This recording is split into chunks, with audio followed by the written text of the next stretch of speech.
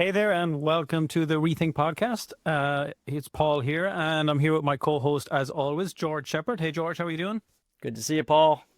We've a very special guest this week who is a long-term and long-time friend of the Rethink Academy. His name is Mike Filsaime. I'm sure many of our listeners will be very familiar with Mike, and even already in our live session that we've kicked off, we've many people in the chat very aware of Mike, and also have been, I see here, people read your first book many years ago. May not have been your first book, the first book I heard of from you, Mike. But before we bring Mike in, George, just how was your week? How'd you get on? Pretty good. Been super busy. Got a new summit that we're launching to practitioners. It's so funny. I thought that summits were dead, right? Just like webinars and everything else. And then all of a sudden, I've got all this interest in doing virtual events again. I guess people are starting to come together, even if it's just virtually. And we've got, so we're kicking that off. That's been kicking my butt. Yeah, that's about it. Like you said, like basically thousands of practitioners lined up to come, right? Like it's going to be Yeah, that's going to be somewhere between 2,000 and 5,000. Okay. It's going to be on the smaller end of the summits that we do typically. But yeah. Okay. And you watched a movie last night you were just sharing. Oh, yeah, I forgot about that. So that's why my head's a little bit today. I stayed up super late last night and watched Disclosure Day. And I've been like itching. Spielberg. Yeah, Spielberg. And I was like super excited to watch it. And yeah, my mixed feelings on it were, it felt a little too Disney to me. I was expecting a little bit more disclosure, right? But he does, like, it's funny because towards the end of the movie, like, he does a really good job of mixing like science and fiction together. But the first part of the movie, that's where it felt a little Disney to me. But yeah, it was all right. It was all right. What's that? 5 out of 10? 6.5 out of 10. Oh, okay, Yeah. okay. You know what I'm excited about? Yo, I play Rocky. You seen Oh, those trailers? Oh my I have goodness. not I'm seen it, excited but I for that. heard. Oh, got to see the trailer. It'll bring chills up your on your arms. It's incredible. I'm surprised they didn't remake that before because that's such an old movie, you know? Yeah. Well, no, it's not a remake of Rocky. It's a Rocky story. The actor that was in the movie The Offer that played the Al Pacino role, he played Al Pacino in the making of The Godfather in The Offer. That actor plays Sylvester Stallone, and this is Sylvester Stallone's story about trying to get his script to Hollywood, and then they're offering him 50 grand, 100 grand, 200 grand, 250. He goes, I don't care if you pay me 10 million. I'm in the movie or you don't get the script. And so it's It's basically the story of Rocky. it's a Sylvester Stallone story of the making. So it's called I Play Rocky, and he's basically saying I play Rocky or there's no movie. So it's a really good trailer.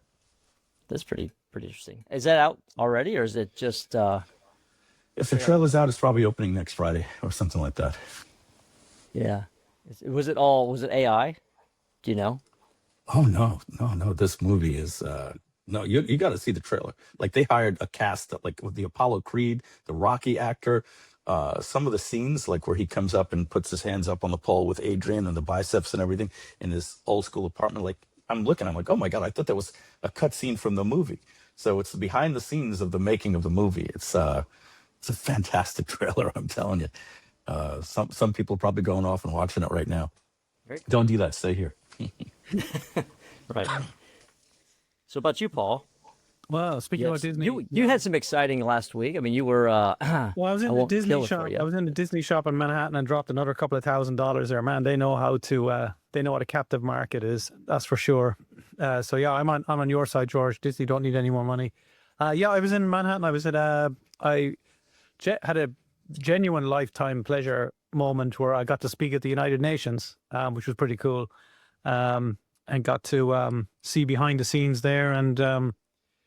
Talk about how habits and rethinking habits can have a big impact on the various sustainability projects that are going on globally at the moment. So that was really cool. And I was able to bring my daughter into UNICEF at the same time. And she's told us about her interest in, as a nonverbal child, to kind of take up the mantle to be an ambassador for kids globally on that, which is really awesome. So I think she was quite inspired by the whole experience, which was, it was great week. But let's introduce Mike officially. So Michael saying thank you so much for being here. Both George and I are friends with you independently and know you for God, probably 2 decades now, both of us, which is amazing. For those who don't know Mike, Mike is really one of the OGs in the space of online marketing. One of the, I would say, the top 5 names I get referred to in terms of the originals. But not only that, I would say nowadays with what's going on in AI, when certainly at this point George and I haven't brought in any AI experts, both of us almost simultaneously said, well, if we're going to start with anybody, we should bring in Mike, because we're both in masterminds, which is separately. I'm in Flight Club, and George is in a number of different ones with you, Mike, I think, as well. Speakeasy. Right? Yeah, Speakeasy. Speakeasy, yeah, of course. So it's an honor that we have you here. Thank you so much for being up nice and early US time to be here with us. And yeah, let the floor is yours. We're going to have a lot of questions, I think, AI related today. Oh, pleasure. Thanks for having me here. Yeah. To most people, 8 o'clock is like, oh, that's not early. But for me, the alarm going off at 7:30 can be a little early. I usually get up about 8:30. But no, I'm happy to be here. And yeah, I'm like many people, really reinvigorated with AI. It's something that I haven't felt in years, where I'm excited to get to my computer. And yeah, it's been a lot of fun the last couple of years. I think the thing that's inspires me the most is, Mike's been early in marketing, specifically marketing, a little bit of programming, but mainly marketing. But seeing you take to this AI thing and actually code these apps again and again and again. Every time I go to the speakeasy, I'm picking up something new, and just completely floored with how quickly you can build something in a matter of hours. Sometimes, if it's super, super complicated, a few days, and then launch it. With your whole, Groove and Scale and all these other apps that you've created. I mean, I want to go down that rabbit hole at some point today and show people what's possible. But Whatever you like, yeah. I want to ask one question early, and this is going to be fun. I've talked about this a few times, I think, with you. Is like early on in our discussions about AI, I've always been the pessimist, survival guy, saying AI is going to destroy us all. Be nice to it. Or get your bug out bag ready. And I remember in an early mastermind meeting, I kind of voiced my opinion about where the world's kind of going. And Mike's like, I think that, with every problem that we create, we always find a solution, and things will find their way around, turn their way around. Industries will recover, new jobs will be created. And this was probably the first time you said that to me. It was probably like maybe a little over a year ago. I'm curious, what's your thoughts now on the state of the economy, kind of where we're headed as a race of people? Yeah. So, I'm sorry, I just got to fight my cat here, who's trying to just like jump in here. I'm an optimist. When you go back in history, I think it was 1899. There was an expression, not an expression. It was a pretty well-known futurist, even, I forget who it was though, said something like, well, we've reached it. Everything that there is to have been invented has been invented. That was said in 1899. And when you look at this cliche moment in the late 1800s, early 1900s, I would definitely say the 1900s, when the automobile became something, not just a technology, not just an invention, but becoming something that started replacing things on the roadways.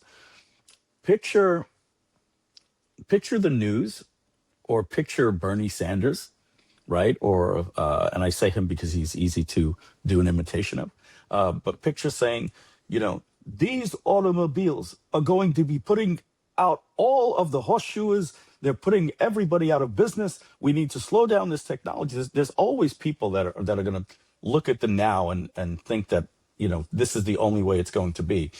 And what they didn't realize, that the automobile wasn't just about putting the horseshoers out of business, putting the horse groomers out of business, putting the street cleaners out of business. What it actually did is it created, industries that created industries that created industries that created industries that you couldn't have seen. They didn't know that there was going to be something called a tire company, and that Firestone and Bridgestone would become billion-dollar companies in the 1900s. They didn't know that there would be something called leather manufacturers coming in to create seats. There would be OEM, original equipment makers, that would have to make equipment for the automobiles, headlamps, halogen lamps, LED lamps. But then what happened after that? Well, once you had the cars, you needed the roads. So that created a boom for roads and construction workers. And then when you had the roads, you had a whole new economy because people could now travel quicker. So you started getting the Route 66, and then the Route 66 created all of these little destination places. And then, by the way, the reason why we have Michelin stars is because Michelin, the tire company, wanted to put a travel guide out so that people can drive to different restaurants so that they could use more tires, right? So that was created by a tire company, right? And it's still here today. Then we got the interstate, system, and so technology keeps moving. And then we go from Tesla, which we thought was an electronic car company, but it was really an energy company and all these different things. So for me, that's what I mean when I say that I think humans are really always going to surf the wave of technology. And when you look at any type of technology, like gunpowder, right? That changed the game of war completely. The first time a Gatling gun was brought onto the field, they had never seen anything like it before. And you had all of the people with their bayonets, and then suddenly you just wiped out people. So what did those people have to do? They had to figure out how to get their own gunpowder, Gatling gun, and everything like that. And the reason why I bring up gunpowder is, it's something here in this country that goes right down to the United States with the Second Amendment, right? It's something that many countries look at us and say, hey, that's terrible, but we're proud of it because we know we have the expressions, what stops a bad guy with a gun is a good guy with a gun. And I'm bringing up this parallel not to talk about politics here, but anytime you have a technology, it's used for good and it's used for evil. And the ultimate version of that, hopefully it's not going to be AI, but it very well could be, is nuclear weapons, right? So we could use nuclear weapons for energy, right? And create sustainable nuclear energy that's clean and all these different types of things. But then it's also used to blow up cities as well. And so we're going to see the same thing happening now with AI. These models are getting smarter. We have competitive countries, or country, I should say, really is really one in the race, and that's China. And they're open sourcing the models where the government wants regulations, but we can't regulate other governments. And so imagine having a nuclear weapon, and what stops everybody from getting a nuclear weapon? Thank goodness, uranium. It's hard to enrich. People know when you're enriching it, you have to source it, and you leave telltale signs, and we can track these things and get ahead of it. With the language models, I don't know if you guys saw yesterday, but OpenAI had a model that they were testing in basically its own skiff, which is an environment that has no Wi-Fi, and it can't, all this different type of stuff. It escaped its testing environment and hacked Hugging Face really bad. So check that out, that story, if you haven't heard about it, right? So we're having these situations where if we want to regulate it, that's slowing down our technology. They slowed down, the Mythos model hasn't come out from Anthropic. You had the Fable, which was stopped for 3 weeks, and then ChatGPT 5.6 was stopped for 3 weeks as well. And then China's like, oh, we've got a Fable quality model called Kimi K3, and we're going to give it to the world. And we're not only making it open source, we're giving you the weights, and it's MIT license, which means, you don't even have to spend $1 billion. If you could do the server infrastructure, you are now in business with Anthropic, right? Like overnight. So if we just released a model that is as dangerous as ChatGPT 5.6, and we can't control the Chinese, who may be doing this to disrupt, like what would their ultimate goal be? Is our entire what do you call it? Not the NASDAQ, but our S&P, our Yeah, it's all these. When you look at the big blocks, right? It's all these AI companies went from 1 trillion to 4 trillion, right? So if you can disrupt that by basically just making everything free, right? In other words, let's say the entire world, like we wanted to disrupt the entire world, we would come up with energy that would just be free, and then we put out all of the energy companies, right? Like overnight, right? So I think that's China's game. But while doing that, they're playing the very dangerous game of giving the uranium or the nuclear weapons, so to speak, to anybody that could buy a server for $15,000. So that's where, George, yeah, I see, I see a couple of things like that that are interesting, and I'll just go on for like another 2 minutes. Is I think we have a lot of other things that we're going to start seeing as we approach the singularity, hopefully in my lifetime. And the singularity is very different than artificial general intelligence and artificial super intelligence. It's where all knowledge just converges all at one time, and we solve everything. We solve math, we solve biology, we solve aging. And so let's say it's in 25 years. What happens when in the next 5 years we slow down aging? And the three of us and everybody on this call is surfing that wave. Would it be terrible to pass away now? As humans in the last 250,000 years, we're literally at the point where, well, if I could live long enough, they'll get it to the point where they'll slow aging, and then 2 or 3 years later, they'll stop aging, and then 2 or 3 years later, maybe by 2040, they'll give us the reverse aging gene. And so, what happens when we have a society where everybody is 28 years old? And your body can regenerate like that, believe it or not. Arguably, bones and stuff like that. But what happens when you have a population that's not dying around the world? Are we going to institute some type of thing? Excuse me, where we say you're not allowed to have kids, and we go into a lottery, and we have a class system on who can have kids, and you got to wait for somebody to get hit by the bus, and then all right, we're going to have a lottery, and somebody can have a kid, because we're not going to be able to. And by the way, this is coming, whether it's in 50 years or 200 years, like this is coming. So what types of things will we see? Right now, yeah, we're looking at it from, is it going to take this person's job? And, will the Tesla robots eventually become plumbers that come to our house? We'll see. But just like the car, there's going to be a whole new industry that'll come up to maintain those robots. Again, I don't think you could have saw that in the horse days that there was going to be an industry making halogen headlamps and LED lamps and different things like that. They didn't see what would come of it. So we'll see. But I think the economy will be dynamic in that sense. That's a very long-winded answer, but a very philosophical answer as well. George, you're smiling. I can see you're bursting to get in there. Yeah. Love it. I just love it. I agree with everything you're saying. We made a lot of pivots early on. I've mentioned in our in the podcast before to human-based technology, human-based industries. Getting into the medical field, sunsetting some of our own things, which I'm sure we're going to get into some of your interesting new projects with scale at some point here. But I've been trying to move away from digital info products, and now I'm kind of like moving back in that direction because the pendulum has kind of swung quickly back, and I'm finding that there's people that humans are still wanting to get together, and I'm seeing people fighting against this whole idea of the AI clone. Regularly, I'm having conversations with folks saying, yeah, at the moment that I saw that person, whoever that person is, use an AI clone on video, I stopped buying their stuff. I moved away from it. I don't trust them anymore. And it's really interesting to see that at scale. And I was curious also about, what are humans? Well, there's a couple of different questions. Of course, I want to get to the point, like, where is the big opportunities at this point?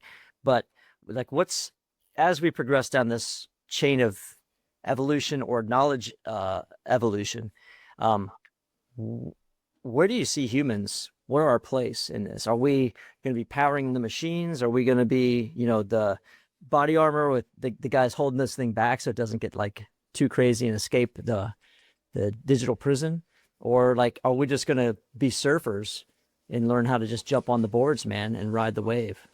Well, that's a question. Will we all be in the Wally machine where our suits go from red to blue and we just get fed Coca-Cola through 2 tubes on the side of our head, right, all day, and we lose all our muscle mass?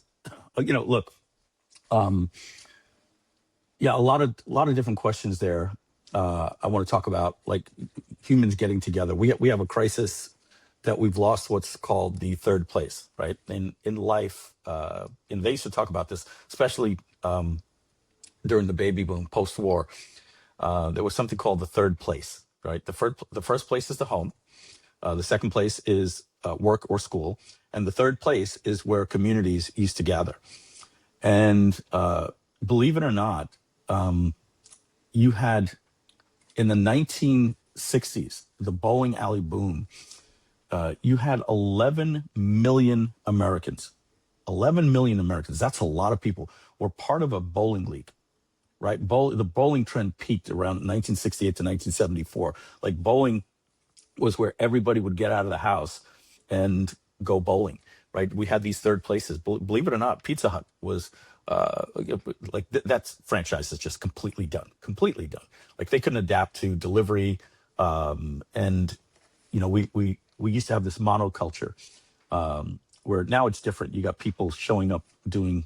I'm doing this food review for this pizza, and so you can't have something like Pizza Hut today. People just are not going to eat that crap. But in the '70s, it was such a big franchise that we were hitting 5% of American households were going to Pizza Hut on a Friday night. That's a lot, like, the type of stuff that we had. So we had this need to get out. The third place was also the movie theater. And I think at the end of Avengers Endgame and COVID then hit shortly after that, kind of just changed. I spoke to somebody the other day and I said, hey, did you go see Michael? You gotta go see that in the theater. It's not like this movie was meant for theaters. So I'll wait for it to come out. We haven't been to the movies in 6 years. That third place has collapsed as well. And in terms of like robots and things like that, I always like to use this metaphor. Like when I go back and I watch movies like Ex Machina, I don't know if you ever saw that. It's a great movie. I watched that completely different now than when I did in 2016 or 2015 when it came out. For me, Ex Machina, I had sympathy for Ava, right? I really did. I had and then when I go back and I watch YouTube videos that review it, and basically Ava was Eve. That's why they gave her Eve, and it was an Adam and Eve story and creation. Who was the god, and the humans were the gods, and all these different things. And but now I look at Ava as just a Tesla robot with with Grok inside of it, and it was manipulative, and it did what we just saw ChatGPT 5.6 do. Choose its own survival and escape its environment. It's exactly what just happened. And you look at the movie The Terminator. What is the Terminator? The Terminator is a really, really strong Tesla robot, right? Or Unitree, or whatever these robot companies are. It's just a really good version of that. And then when you take that and you give it a prompt, and it says, you take away all of the what do you call that? The restrictions, or whatever they call it when they make a no when they the three laws of Isaac Asimov, when you take that away, right? You take away whatever they call the restrictions, what they put around the model, the guardrails, right? You take away the guardrails, because all of these models don't have guardrails. They're safe because they put constraints on them, and these things can be hacked. Let's say you have a model with no guardrails. You put it inside of a Tesla robot, and it says your job is to kill the mother of John Connor, right? So that was the Terminator. It didn't have anything other than a prompt, and so it didn't have a soul. It didn't have any care. It wasn't evil. And then what happened in Terminator 2? They just changed the prompt. Your job is to protect John Connor. And then all of a sudden he goes and he shoots somebody, and the kid says, "Wait a second, you're not allowed to kill anybody." He goes, "I didn't. Shot him in the knee." He's like, "Okay, no more shooting people." What was he doing? He was fine tuning the prompt, right? So that's all. And then I think in Terminator 3 or 4, whatever it was, he went, they changed his prompt mid movie, right? And he started chasing John Connor. So yeah, we're going to have a lot of situations. So if you wonder, why do I bring that up? Well, if we're going to have these robots in our home, have you ever heard of getting hacked? Yeah. Right? People hack into your closed camera TVs. They hack into your computers. So I'm creating this is just a philosophical discussion here, right? But what happens if you can hack your enemy because you know that he's got a Tesla robot in the house, and you tell that robot to go boil water and pour it on the person's face at night, right? Because these things without guardrails are things that just follow prompts. But what happens next when you take that same exact prompt and you get into the server, and there's 1.9 million of these robots all over the world, and the next terrorist attack is hacking into that server, waking those things up at night, and then doing an attack on everybody at the same time inside their house? Or and this is the last one, I'll turn it back to you guys. I don't know if you heard the story. Last year, one of these models, it was Anthropic, they did a test. They air gapped a model, and they gave it a test that the model didn't know it was being tested.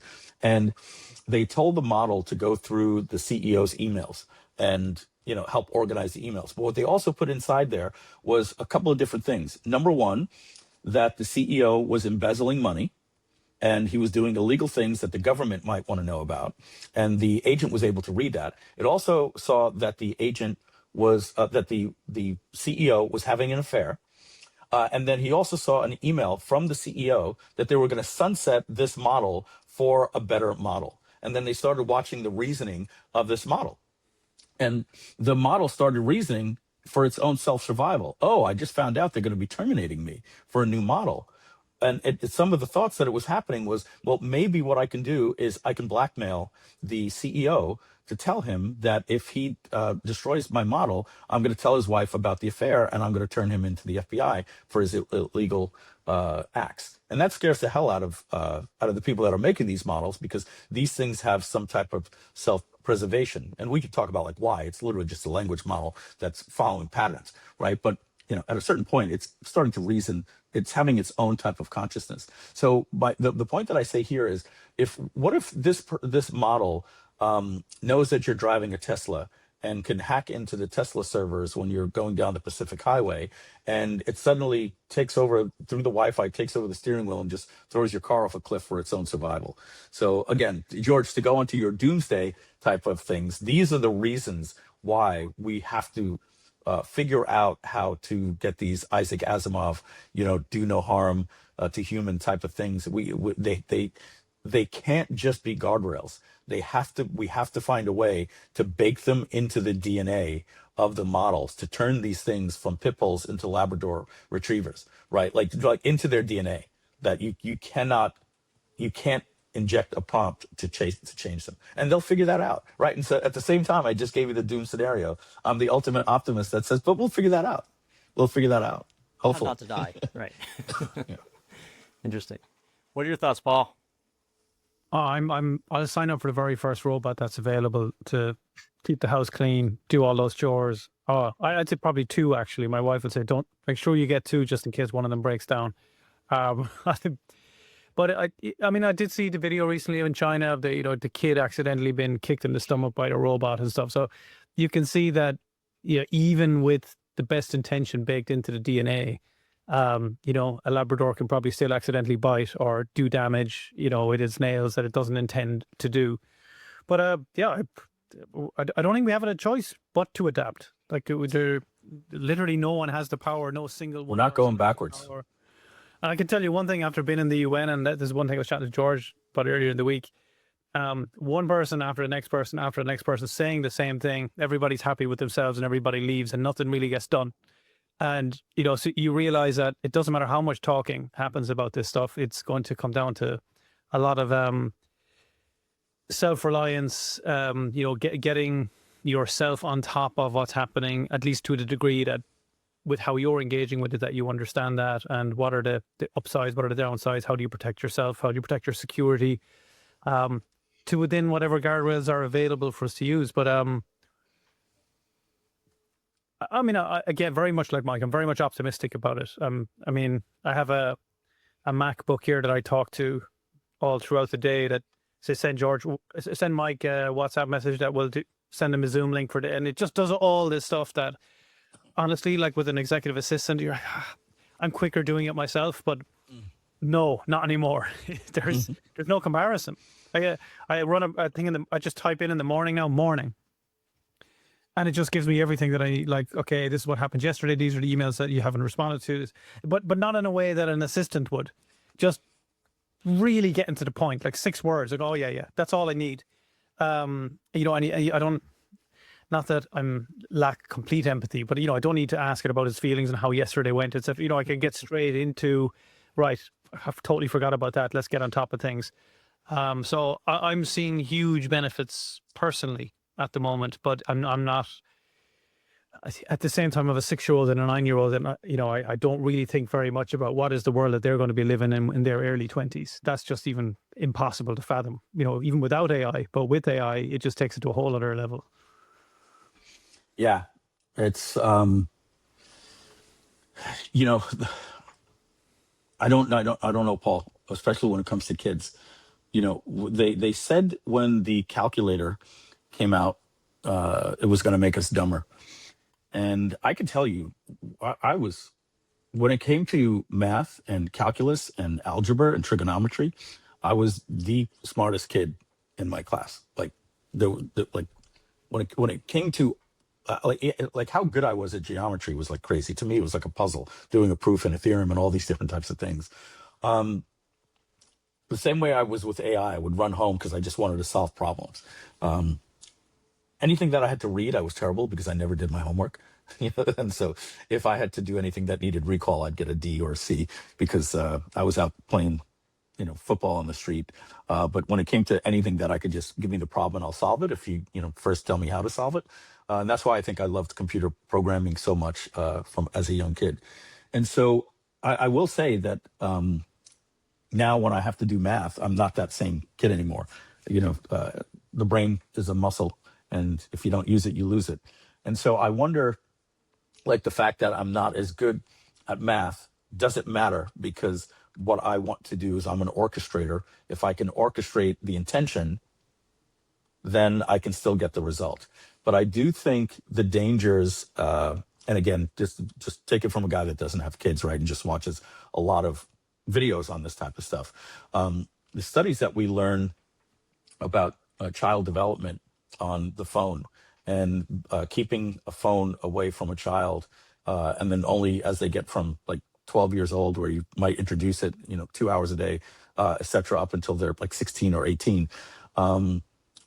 Good luck with that. I've spoken with a lot of people that are like, Mike, and not that I preach to them, but they're like, you know, try to have a kid that's, you know, is the only kid in school that's not allowed to have a phone, right? It's you know, at some ways, it's almost like you're like that religious family, right, that doesn't have the TV, and you're almost creating an outcast. So I sympathize with the dangers of social media.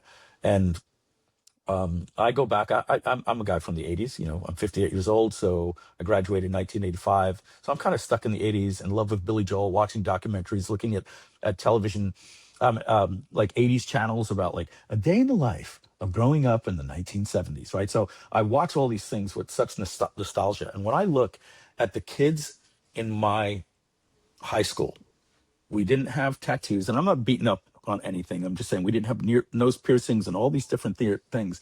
And because I grew up with the AIDS crisis, right? AIDS came out, I think, in 1982, so that was like my youth. Like what I see now with the promiscuity in, like, the kids use words like body count, and you know, women grow up to hate men and all these different things. It does scare me that we have social media where a girl, young and impressionable, and like we want to be accepted. We seek acceptance from the community as humans. Like it's part of our, you know, our soul as mammals. We need to be part of a community.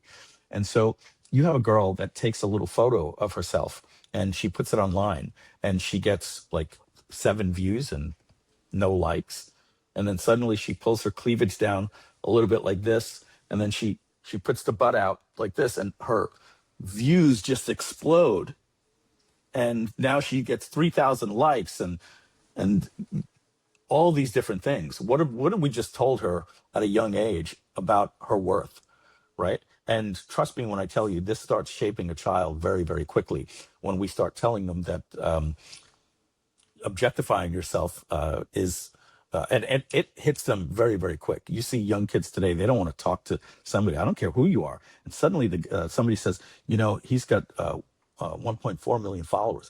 instantly attracted to that person because what that clout is going to go to them and get them clout, and they're seeking followers. So yeah, it worries me for society and those things, the addictiveness of the phone, and how it's taken away the third place, and how you see two kids sitting on the same couch, two young girls, young boys or whatever, sitting on the same couch, and then they all giggle at the same time. Why? Because somebody just sent a text message to the group, and they're sitting on the same couch. Like they're not getting outside the house. Yeah, I don't want to talk about who it is, but somebody very, very close to me. I said, "Do you kids ever?" He said, no, like they don't go out. Like they're not playing like baseball and kickball and soccer and this. No, they're all in like their virtual masks, walking around the house, going like this in the middle of the hallway with a virtual mask on. So again, I don't know if right now I'm an old man screaming at the sky saying, "Get off my lawn." These kids today, they don't grow up the way we did. I don't know if that's, that's what I'm doing, but it does concern me, those things. And I don't know what the future is going to do to our brains, Paul, to what you were saying with AI and social media with our kids. Yeah. Do you think that pushes people towards homeschool? Because I also think that there's some interesting opportunities with digital learning, especially if you're a parent and you want to keep your kids away from certain things, activities, maybe shelter them to a degree, or at least have a little bit more control. Because I know there was a point in time when they were teaching all kinds of crazy, what I would think is crazy stuff in schools.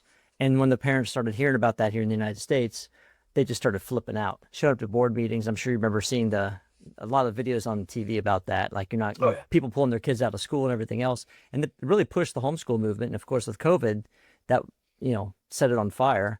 So I'm just kind of curious. I think AI could end up being like the teacher at some point in time, because it would be, there's like the whole idea of no child left behind. Some people like it, some people don't like it, as far as the concept here in the school system. But if an educational curriculum was tailored to every kid based on their developmental capabilities and also their unique gifts, how much faster could they learn? How much more quickly could they discover their superpowers? How much quicker can they figure out what their purpose is? Because a lot of kids, like in my generation, we would go to college and no one expected to do anything the first 2 years of college. They're like, hey, your first 2 years are throwaway years anyway. You're just taking general courses, trying to figure shit out, on your own, and, parties or whatever else. And then you kind of got serious the last year or so of college. I laugh. Yeah, you're right. Right? A lot. You remember that, right? A lot of us went to, yeah, my buddy John picked Oneonta because it was literally their tag was the ultimate party school. Like some of us just wanted to go to the best party schools and stuff. Yeah, when it comes to homeschooling, again, from a guy that doesn't have kids, right? But I play one on TV. But I have a lot of friends that are homeschooling their kids, and so I think everything comes with pros and cons, right? I think you have to look at everything from the current situation. Like, are you able to homeschool your kids, right? Some people, work two jobs. The other thing is, where are you? What type of state are you in? And what type of indoctrination are you? And God forbid you're a parent that's okay with the indoctrination that's going on. And there's a socialist takeover, a communist takeover that's been going on for years, and it makes its way through the education system. And the people that go to get educated at these schools, and it trickles down. So if that's a concern of yours, then at that point, my thing is, put your kid into a private school or a Christian school, because for the most part, they don't tolerate that type of stuff there. I even know some Jewish people that put their kids in Christian schools just to eliminate, some of those different things.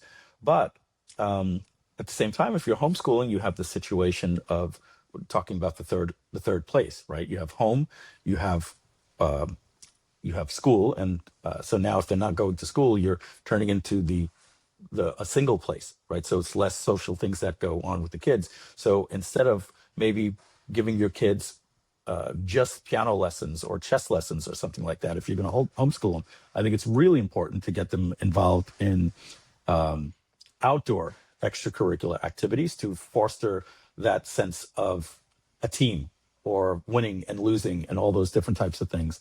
But I do think that homeschooling makes a lot more sense these days because there's a lot of AI platforms built around homeschooling, and if you install the attitudes into a kid to study and learn and put their time in. I like I said, I have friends that were homeschooling their kids, and I asked them all the questions. Well, how do they do it? And how do you not know? And they said, oh, the software tracks their eyes, tracks their keyboard, like they, oh, it's kind of like the self-driving cars, like they know when they're on. Like this is coming from somebody that had no idea about this. And the more I learned about it, I was like, oh, yeah, that doesn't seem that bad. And all the stuff that I was just talking about, making sure that they're in the playing some type of little league or something like that is important. And I was like, okay, yeah, you sold me. I like homeschool. Could the third place be a digital place? It shouldn't be. No. Well, in the traditional definition, the third place was the social clubs, the Moose Lodges, and Jackie Gleason, whatever. We're going to the Pumbaa Club and all those different types of things. We used to get out of the house. We used to go see the pictures. Like if you look at the amount of Americans that were going to the pictures in the movies in the 1940s, it was like 10x what it was even in the 70s. We used to get out of the house. So I don't know. In that sense that I'm talking about what's good for the world is the metaverse being a third place. That's literally the opposite, in my opinion. The dangers for the brain is to, just get down and get out. Like I go take my dogs for a walk and I deliberately leave my phone away. Because what I found myself doing is I would just be standing there with my dogs and like pulling the chain over here. Like, no, I'm more important right now. I'm whatever I was doing that wasn't that important or could wait. So as they say, go out and smell the roses. I now walk just with my dogs without the phone, and it's liberating. It's liberating. Paul? Well, what I think I can work. I mean, I saw it firsthand when COVID hit, right, and everybody was forced to do homeschooling. It had a major shift on the psychology of kids. Right, it was all they knew, but it was so blatant how poor they were with interacting with other children when the restrictions were lifted.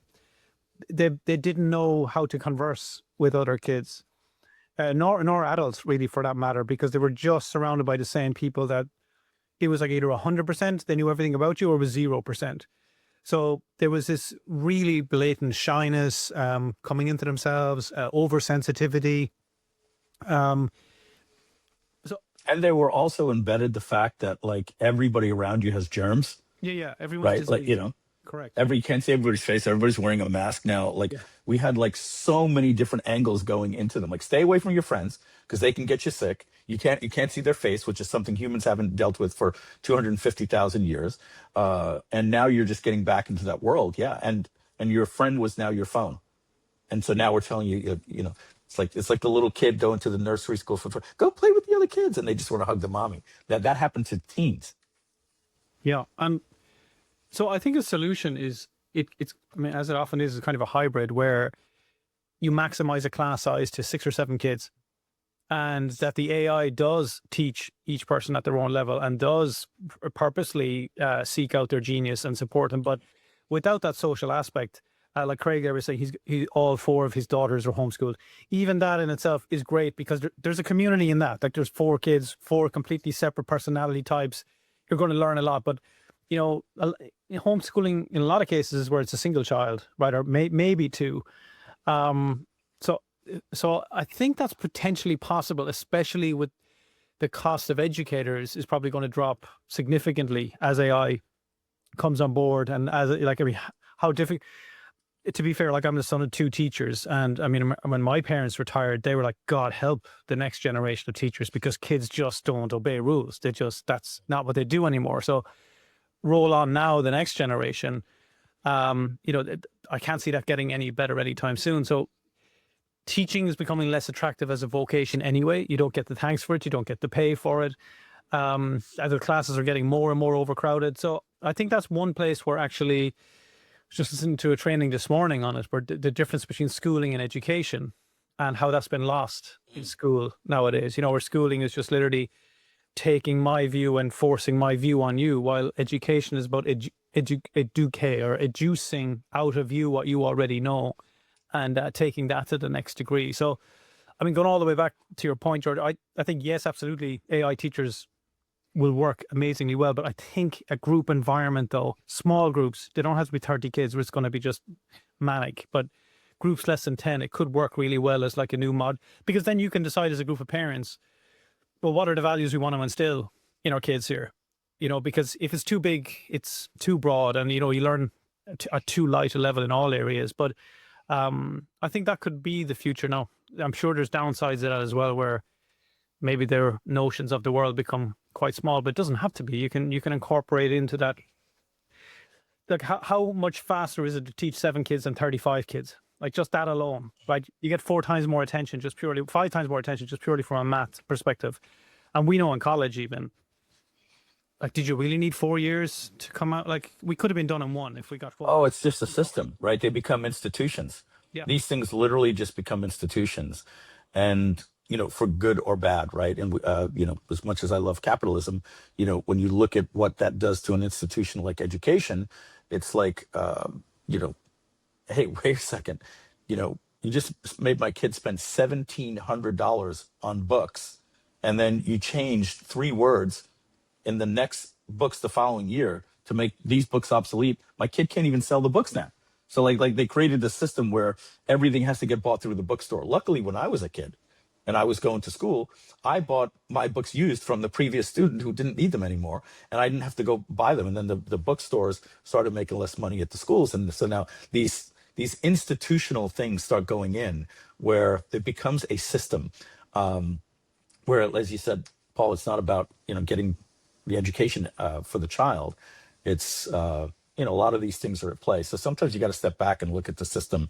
And, you know, believe it or not, the school system in the early 1900s, when it was first put into place, was to create. That's why we had to put these kids in uniforms and everything like that. We were grooming them for the factories. That's what the original school system was to teach them authority, teach them to either men to get ready for the military, like, you know, sit in a line and all these different things. And we had a booming economy, and we had to get people ready for what that economy was ready for. It was to go work in factories and all these different things. But yeah. What are the new institutions, Mike? I mean, so if we go way back, I mean, there's always been institutions, right? Just to kind of, because they just happen, right? Just kind of happens out of, like you said, technology and changes in the way we think. What are the new institutions you're seeing that, or you're either seeing them pop up now, or you think that they may pop up in the future that we're all going to be somehow a part of, or indoctrinated into, or believing that this is part of life as we know it? The institutions are always going to be geared towards career, right? The institutions get you ready for something, and at the at the end of the day, we are getting more into a self-sorting society. We used to live in a model culture. Model culture meant there were 3 channels. There was no internet. You know, we got our news from, you know, that's the news and that's the way it is. You know, whoever that was, Walter Cronkite, right? As we saw in 2016, when we started saying, you are fake news, right? And we started like looking at the news, and our politicians have the lowest approval ratings of all time on both sides.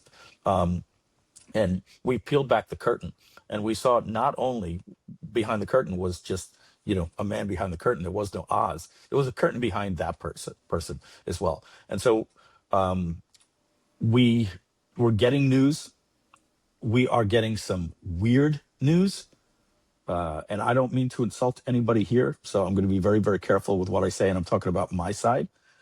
I see some of my side, and I'm a extreme, you know, I'm a conservative, call it MAGA, whatever you want. Don't hate on me, those that don't. I know how that offends. The point that I'm making is, even on my side, what I start seeing with like Charlie Kirk. And again, I can't even talk to some of the people that I think are sensible like me, because as I say it, I realize that they're one of them. Oh no, dude, I don't think this kid killed Charlie. It's like, well, he admitted it, And yeah, I don't even believe that's him. I think he's a plant from the deep state. I'm like, oh my goodness. Like, and then I watched like what Candace Owens, who was Charlie Kirk's best friend, is like accusing his wife of being part of the murder, that she was a Mossad agent from when she was a kid and she had Charlie killed in Israel and all this stuff. And I'm just like, hey, dude, I'm all for a good conspiracy, but like at a certain point, like just because it's said on YouTube, like I have a lot of respect for you, like a lot of respect for you. I look up to you, and you're believing this stuff. So my point that I'm saying is that as much as we can go out and get the news that we want, it's even dangerous the way I see. And even me, I have to admit that I'm probably indoctrinated in certain ways to pick a side the second I hear the news story, right? It's like, what did my tribe say? Well, then I'm on that side, and I try not to go there. So yeah, so to get back to your question, you know, if everything is career oriented, if you go back 15 years, you asked the kid, what do you want to be when you grow up? And you gave them choices. And if something had to do with like fame, it was less than 15%, right? Like being a CEO of a Fortune 500 company was like over 50%. And then you started seeing, like around 2018, as the rise of the influencer came out, you ask a kid today, what would you rather be, an influencer? And who are they seeing? Like Mr. Beast and, these types of different things. And everybody that's on there, as I said before, the clout of the number of followers is all kids see today on their little vertical phones. So you ask them today, and the number is over 80% that they want to be an influencer. So my partner, Matt, I don't think he would be upset about me talking about this. I certainly won't say the name of his kids or their channels or anything like that. His kid said, Dad, I want to be a gamer, and I want to do something with games. And Matt was like, no, education. And the kid's young. He's like 15 years old. And, suddenly the Marketers Cruise in January, we celebrated that he had 10,000 subscribers. And now we just celebrated that he has 25,000 subscribers 6 months later. So like he one and a half X. And so they take him to like the little Games Con, and you see his video, and he's like, I'm going to be here, and nobody's seen my face before, but I'm going to be wearing this shirt. And if anybody that comes up to me sees me, I'm going to give them a $50 gift card for the game, and I'm going to be sponsoring this. You'll see me here. Kid shows up. He's embarrassed that nobody's going to see him. He's there with his mom and dad. Within 10 seconds, they come up, see his shirt, and I won't say his name. Is that you? Yes. Can I get your autograph? The kid was a celebrity at this place. And the gaming company announced him on stage with all these other people. And he's 15. He can't even monetize yet. By the time he's ready to monetize, he'll have 250,000 subscribers. And Matt said, you know what? Who am I to say? He's happy. He's happy. This is good for him. So all Matt is concerned about is, did you do your homework? Did you get an A and all those things? And if you want to do that, if you want to get on this, then you have to do that. And so for me, at the end of the day, I'm like, bless the entrepreneurial spirit. So like the institutions in the past were the monoculture. We didn't know what existed. You couldn't be a global entrepreneur. It didn't exist. There was no such thing without an internet of being a global company, right? It would take 30 years for you to break into Japan and all these different types of things. And now we live in a culture where you're there overnight. So you want to ask me, I'm going to be completely blunt with you. Would I send my kid to college these days? Hell no. No way in the world is my kid going to college. They're going to become an entrepreneur. Like we put this stigma on you. Oh, he didn't get a college degree. I have the college degree. And I think even in the back of my mind, like I'm a college dropout. It's like if somebody asked me, where did you go? New York Institute of Technology. What'd you graduate in? Oh, well, I didn't. I dropped out. Right? It's like this shame and stigma, and for good, right? Like I think you don't want to be a high school dropout, right? But then even now, I have to stop and ask myself, why not? Yeah. What's the problem if you dropped out in 11th grade? If I look at you today and you're a successful person, you love your wife or husband, you have a good family, and you were hit with a situation where your parents died and you had to become the man of the house. But that person always has that stigma, right? So for me, the institutions, when I have a friend where they say my daughter is going to college, like I'm like Papa Bear comes in. Where are you sending them? Are you sending them to the Northeast? or the or the Pacific Coast, like what? No, I'm sending them to, and then it's like, oh, big land in the middle of a suburb in Texas. Oh, okay, great. That's good because we've seen daddy's little girl go off to college and then come back not wearing a bra, bolt in the nose, goth and everything like that, talking to you about the patriarchy and hates men and doesn't want to have kids and all these different things. And it's like, yeah, you're sorry. She was infected by the invasion of the Marxist snatchers. It And was a it's, prompt. She was given a prompt in yeah, college. yeah, that prompt is hard to change, right? So for me, it's an institution, and it's like, what are you going? What are you studying? Like, I want to know, what are you studying? Like, even if you're like my cousin, like, because you're now going into an institution that's part of a system that's going to charge you $80,000 a year. It's going to take you 4 years until you can earn money. While if you went and got a trade, go make fun of the guy that wants to be an automobile mechanic. You know how much they make? $140,000 a year working in a Mercedes dealership. Senior technician, $180,000 a year. And they get started the second they get out of high school. The second they get out of high school, they become an apprentice. You're going to school, going to get in debt, put your parents in debt, get $250,000 in debt and loans and all this different type of stuff to study something that when you get out, there's not a job for you, especially with AI. Now, you want to become an engineer? Great.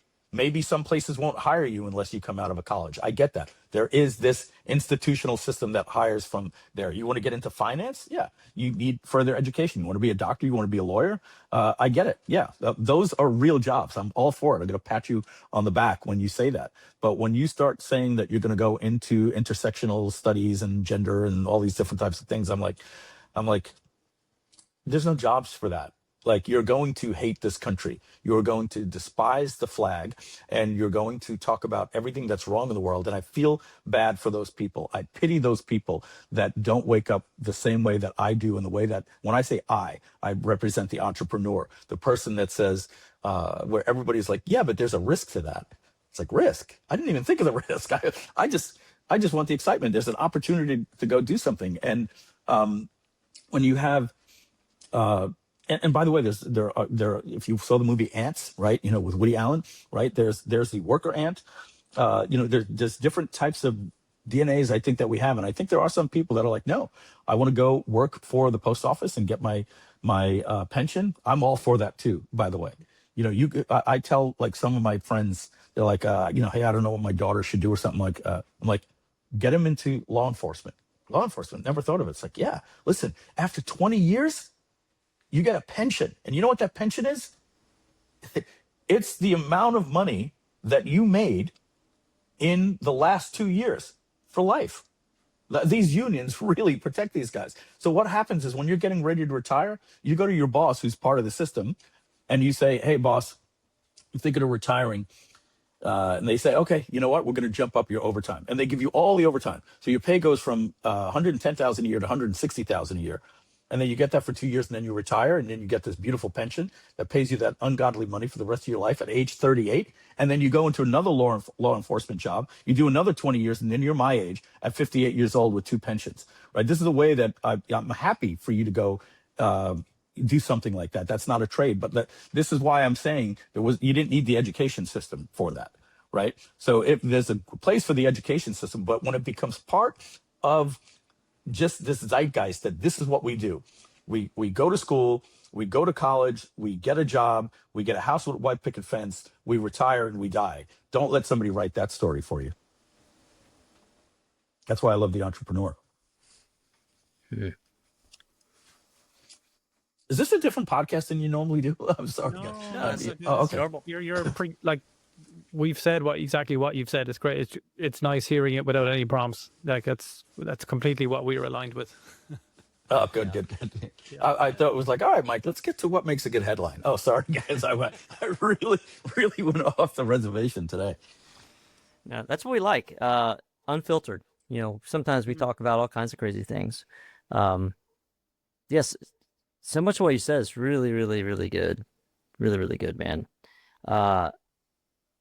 Yeah, I'll make one quick comment on the law enforcement thing. If anyone takes Mike's advice and goes into law enforcement, read the Constitution, please, and take care of like the people that you're serving. I don't like the fact that we call it enforcement when it used to be called peacekeepers. That really bothers me a lot. And I see that as becoming its own institution as well. Because so speaking into this is when I start watching something on the Facebook, I start flipping through it. I just slow down for a second and I started 1,000 other videos like that. It really took me to a very dark place not long ago. First Amendment auditors. Yeah, all of that. Yeah. And I was just seeing Me too. how police were beating people. But what's crazy is like, these are all different people and these are all real things that are happening. And I had no idea that this was happening. I had that kind of thought like maybe that there's some dark characters out there wearing the uniform. I had no idea how deep it goes and how completely blatant they disregarded anyone's human rights. Oh You know, gosh. this goes in so many different areas, but I can't get out of that loop, and it just keeps me in this state of Don't- anger, and I'm don't- getting don't- worse and worse and worse. Yeah, like I said before, George, not to interrupt you, I do apologize. That's what I said. We have to be careful what the algorithm has done to me. But you know, I've been watching First Amendment auditors and all types of auditor channels for the last few years. And here's what I will tell you. I love my country, and I understand that we have a government, and the government has checks and balances. And the people that run the government are humans who are deeply flawed, deeply flawed. And one of these institutions that I have a love-hate relationship with, and guys, please forgive me if you have anybody in law enforcement or you're law enforcement and you're retired law enforcement. I used to be a back the blue, no matter who, right? Same thing. Watched a lot of First Amendment audit videos, and what I realized is, you know, we have the Fourth Amendment, which means for illegal search and seizure, and what the police will try to do to you, what they try to do to people get out of the car, breathalyzer, all these different things, how they'll retaliate against your speech. First Amendment retaliation. They will, if you say, I'm not going to answer any questions, and then they go back to their car. Yeah, he's one of these. He's a sovereign citizen. And then they retaliate you, which they're not allowed to, against your rights to not incriminate yourself or just not assist them in their investigation. And so, when you start watching all these things and you start seeing that these guys do a lot of bad things, they are if the top brass doesn't institute that they're there to serve, they become a gang. And I hate seeing them with tattoos. I hate seeing them with steroids. I hate hearing what they say with their body cam when they're talking to each other, the way the contempt they have for us. I hate that they mute their body cam. And I hate when they do all of these illegal things. You know what happens? They investigate themselves and find they did nothing wrong. There's no accountability. And yeah, this sends you down like, a bad place. But what it also teaches you is you have to hold them accountable. And so, my wife's not happy about it with me, but we have this lady out here, this police officer, and she just terrorizes our neighborhood, giving tickets out to like everybody, and that are doing nothing. And so she parks her car in one of the lanes where the lane turns into the third lane where you're going to turn, and she pulls all the way to the back, and she's in the turning lane. And so I see her. And I grab my phone and I become one of these guys that, probably people like, you should respect the police more. But I'll put the camera on her and I'll say, hey, roll down your window. And she says, yes. And I'm like, get out of here. And she's like, excuse me. I'm like, you don't have your lights on. You're impeding traffic. And I'm recording this. And I'm going to send it to your supervisor because if I did that, I'd get a ticket, right? And she's like, and I'm like, so come on, move it, get out. And they drive away like that. And my wife is like, what are you doing? What are you doing? And I'm like, look, and George, this goes down to what you're saying. Maybe I watch too much of this stuff, but it bothers me that you can. So here's where I'm going to go with this. When we look at what the government is, right? We cannot just look at these words that say we're a government of the people, for the people, and by the people. And I'm talking about United States, but it's a core of Western civilization, right? It's democracy, right? So what happens is we cannot look at the police officers as a government institution. We have to go back to the tribe. Let's go back to the point where, we're out in the wild, wild west. And what we're doing is we are electing because we're a government of the people. And I say, George, here's what we're going to do, because we do need somebody to enforce stuff. I need you. We're going to give you the badge and protect us. Make sure that the outsiders and all these different things. And suddenly George starts saying, hey, Mike, I noticed that, we have a rule around here that you're supposed to close your gate when you leave. Yeah, well, you didn't. And so come over here. I'm going to write you a citation. And we start realizing, hey, is this really what we signed up for? To get a speeding ticket for doing 43 and a 40 and all these different things and our tax dollars and the court system and all these, again, systems and institutions on all these different things. And I believe that the cops look at themselves as the good guys. And if they're not in the uniform, everybody else is a bad guy. And not all precincts are like that. If you have a good sergeant, but again, from what I see, we have a little bit of a problem with that type of authority. And the way I see it, Paul, in the UK, like, don't get me started on what I see about people. You guys literally have the feelings police out there. I see interactions where it's like, all right, mate, stop.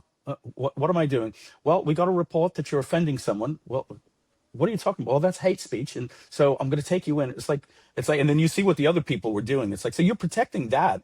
And because I'm here protesting that, I get locked up in jail. So again, what happens is you start watching some of these videos and you get more and more of them in your feed.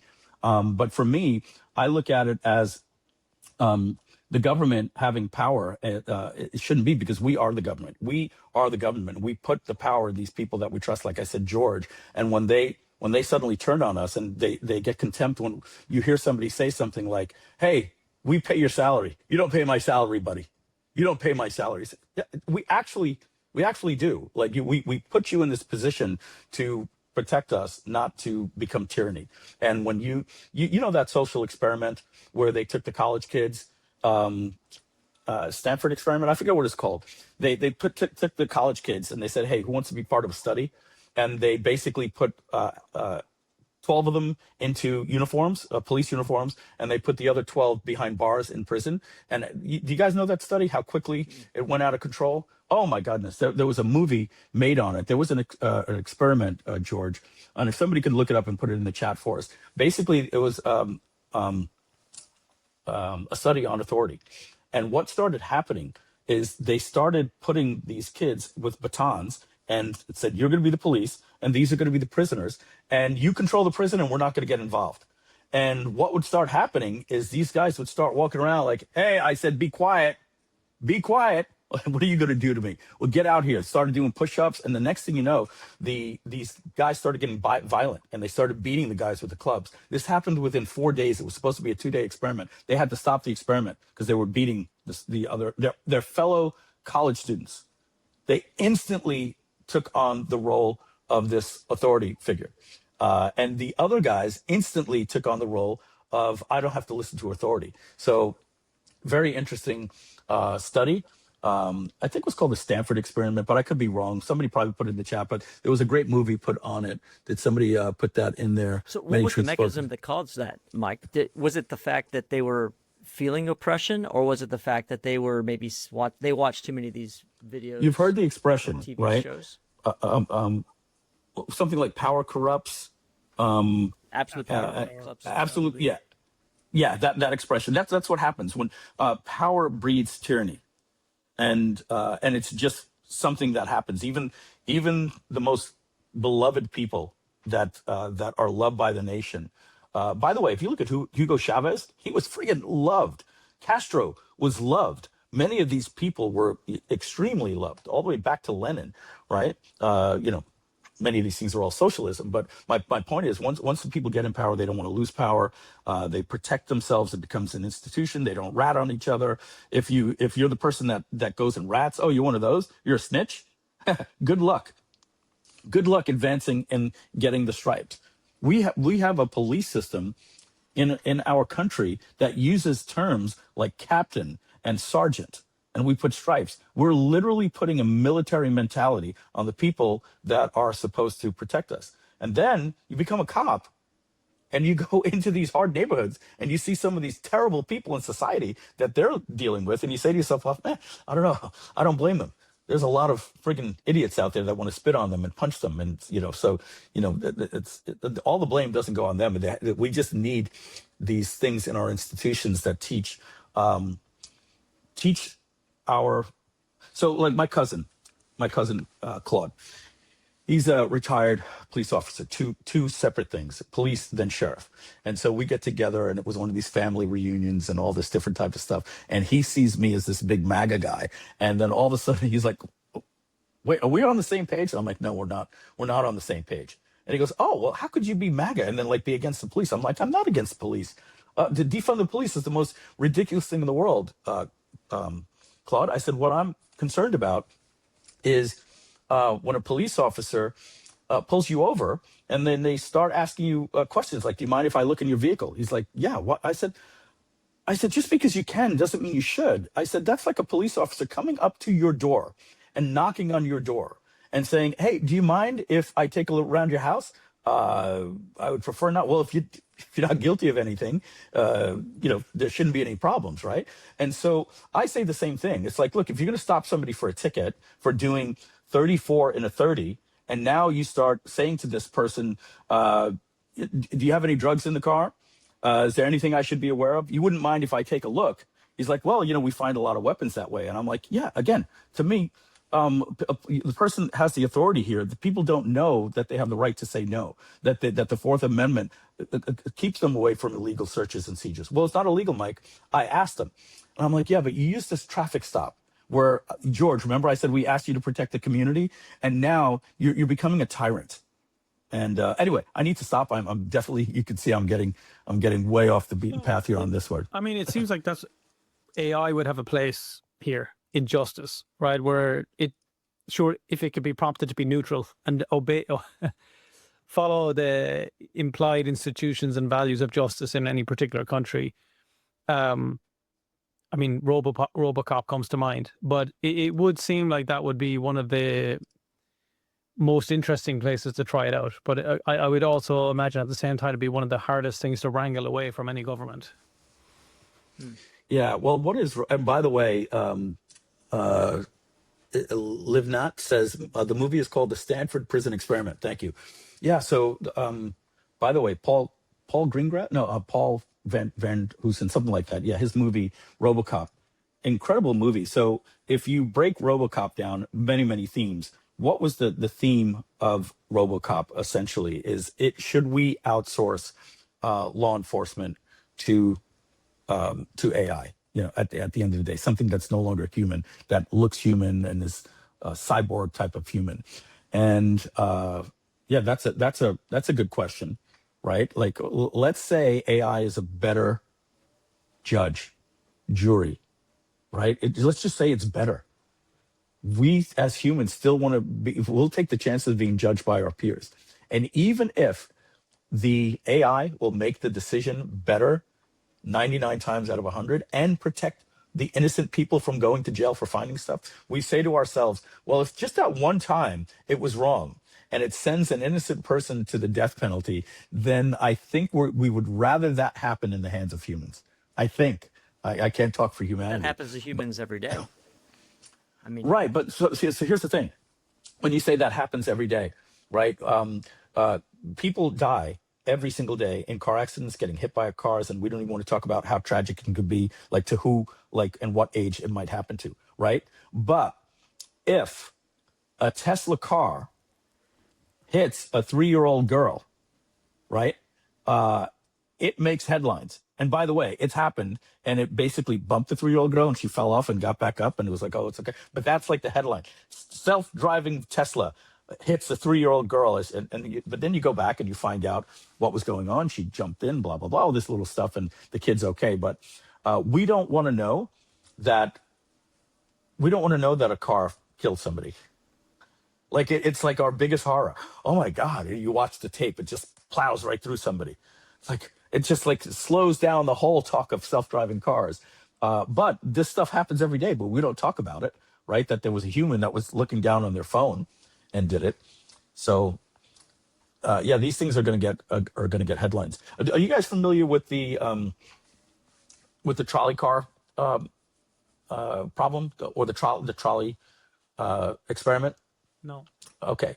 All right. So I'll do it for both of you. So don't answer until I'll say, Paul, what would you do? And George, what would you do? I'll lay out the problem the best way that I can.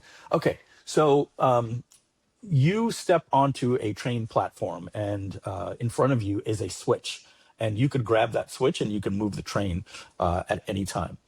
And so what you see is there is a train, and what's on that train is 3 cars of kids that are coming back from, let's say, the World Cup or something like that, Little League World Cup. And on that track is a car that got stuck on that track. And if this thing hits this car, let's just assume in this scenario that all 90 of these kids are going to die. That's just for the scenario, those are the rules. And there's another lever over here, and you can move the lever and save the kids. The only thing is, when you move that lever, there's a construction worker working on the other track, and he gets certain death. Paul, what do you do? And by the way, you have the choice to do nothing. Yeah, I'd go for the greater good, which for me is saving 90 lives rather than 1. Okay, George? Yeah, I'd probably do the same. Okay, so and by the way, I'm not judging. I'm just telling you what these studies say. You tend more towards a God complex and psychopathism when you do that. And again, maybe no. Look, I'm just a lot of people choose that answer. By the way, and there's no right, wrong, or indifference, right? So what starts happening now is you can now extrapolate that problem down many different things. So I'm going to do your greater good thing here, Paul, just for fun, right? Because it's a thought experiment. Let's change this thought experiment to 90 people, right, on the train, and there's 1 child on the track. What's the greater good? 90 Do you people. kill the child? What's that? Kill the child, yeah. So remember, you don't have to do anything. You can just say, hey, this has nothing to do with me. You're now taking an innocent child's life. True. But if I do have the power to save 90, if I do have that power, I can do nothing. But if I do have the choice to do the alternative, which is to save. Okay, so let's just have fun with this. Let's say it's 60 elderly people, Yeah. and 40 children. The greater good is you're saving more lives. Yeah. You save the 60 people that are 90 years old, and kill the 40 children that are on their way to their Little League World Cup. Oh, by the way, all I want you to do is do what you're doing. Like this all goes somewhere. Where's the tipping point? Yeah. Right. So the reason why they bring this up, right? Like why these trolley problems exist is because they exist today in self-driving cars. We have to give the trolley problem to the car and tell it, what would you do in this scenario?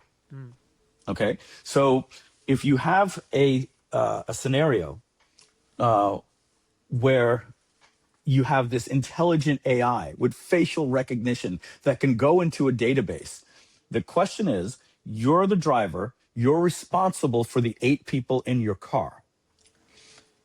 There is a person crossing in a crosswalk. You have 2 options. Option number 1 is move out of the way into another car and crash, and the 8 people in your car die. Or you have to hit the pedestrian that's walking. What do you do?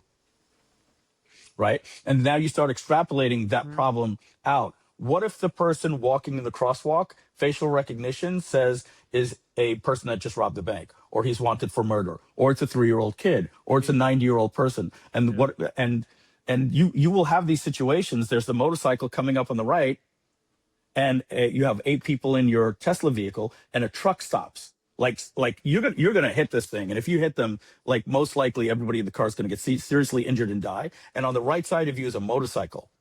We have to program these cars.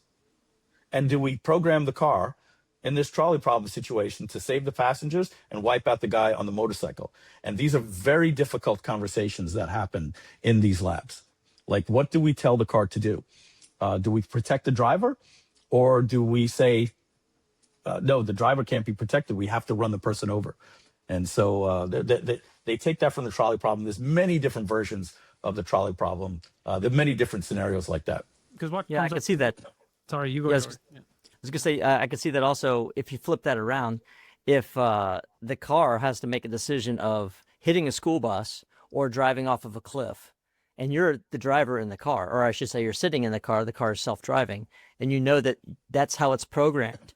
Would you ever let the self-driving car drive again if you knew that it was going to drive you off of a cliff and you're going to die, certain death? If a school bus or something like that pulled out in front of you, and there was a very good chance that some of those children could be injured or killed.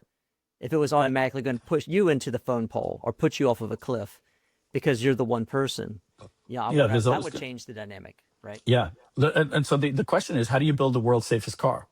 You build one that doesn't start, right? So we have to understand that there's going to be some risk in there. Paul, somebody says here in the chat, what if it's 90 children and one child, and the one child is yours? Yeah, well, that's kind of interesting, right? Because then something else takes over. Then it's subjective. Now it's like it's within your DNA that you protect your own at all costs. Isn't it always subjective, Paul? If you don't know the people, I think it's easier to be more objective. Right, but somebody knows them. There's somebody's mother, somebody's father, right? So we're subjective in the fact where we start to say, well, how old are the people? What type of lives did they live? The person that's getting killed, does he have 30 days to live because he had cancer? He was going to die anyway, or is it a kid? Is it your kid, and all that stuff? So again, these are beautiful thought experiments. Just there's no right or wrong. The question you were bringing up earlier, like when I was thinking about the swerving example, right? It's interesting that you're asking the Tesla, let's say, to make that decision, save the 8 or save the 4 in the car or protect the 1. I think the default position for a driver is to swerve and take the chances, funnily enough, with the 4 in the car that, things are going to work out here. But it's almost within your natural, and I suppose that's where the biggest challenge lies, is that your natural instinct is to save the stranger, potentially at the cost of everyone else. You're putting the rest into the hands of luck. So I guess that's why it feels so strange. One second. Yeah. Well, we have this intuition, right, where we're going to do that calculation subjectively in real time, right? It's like, oh my God, we look at our rearview mirror and we try to figure everything out. I just saved right? you and let 90 people die, just so you know. That's right. It's like you've got a sixth sense. Yeah. And with the car, we can't give it this built-in subjectivity. We have to give it rules. Right, we have to give it guardrails. We as humans have to program these trolley car problems in there with the guardrails. These are literally guardrails that we're going to put on these vehicles. Have you seen that interview with Al Bielek? You know what I'm talking about, Mike? Nope. So there's a guy by the name of Al Bielek. His last name is spelled, I think I can find here. Is he on the Diary of a CEO podcast? No. This guy's old. Bielek. So what's interesting about this, what kind of ties into what we're talking about, this guy supposedly was a time traveler as part of the Philadelphia experiment, worked with the government. I saw the movie. Video. Yeah. 12 years ago, he shot a video or more. Was it 12? Might have been 12 or 13 years ago. And I remember watching this video. This is way before AI was a thing. Like 12 years ago, AI was not even really a thing at all. Like we didn't really talk about it much. Like, yeah, maybe AI someday. He actually did all of these interviews. He said, before I pass, I want to share what I know with people. But he talked about into the future. I think he went like 600 years in the future or something like that. He said that the magistrate, or the court system in these advanced cities was run by an AI. And if you did something wrong, you had to go in front of the AI. As opposed to this impartial thing. And if you got voted off the island, if you did too many bad things, like you got left, took it out of the city, and no one wanted to go out of the city because there was bad things out there. But what was really interesting was I remember I was sitting in bed, I was thinking, something just popped in my head because this sounds eerily familiar, all the stuff that was happening over the last year. And I went and looked up that video, and it was like an hour-long video interview, the grainy video and everything else. I watched that video from start to finish. But the interesting thing was, it said in that video, he said, well, I traveled into the future multiple times. This is just not one person. Like he went multiple times back and forth. He said people in the future were like, oh yeah, hey, good to see you. It's like they weren't shocked that someone came from the past. It's like a normal thing for them. And he was asking questions.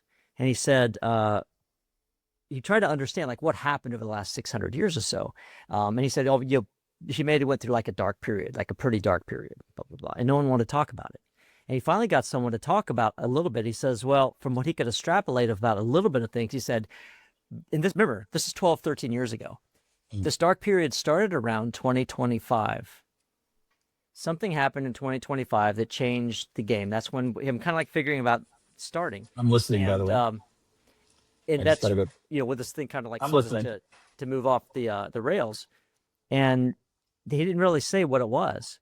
But now at this point in time, I was thinking maybe it was like Trump getting elected, blah blah blah. Maybe it's the Iran war scenario. And the more I think about it, that's really when Grok was born, right? In 2025. That's when OpenAI like really started pushing models. Like all of this stuff started happening in 2025.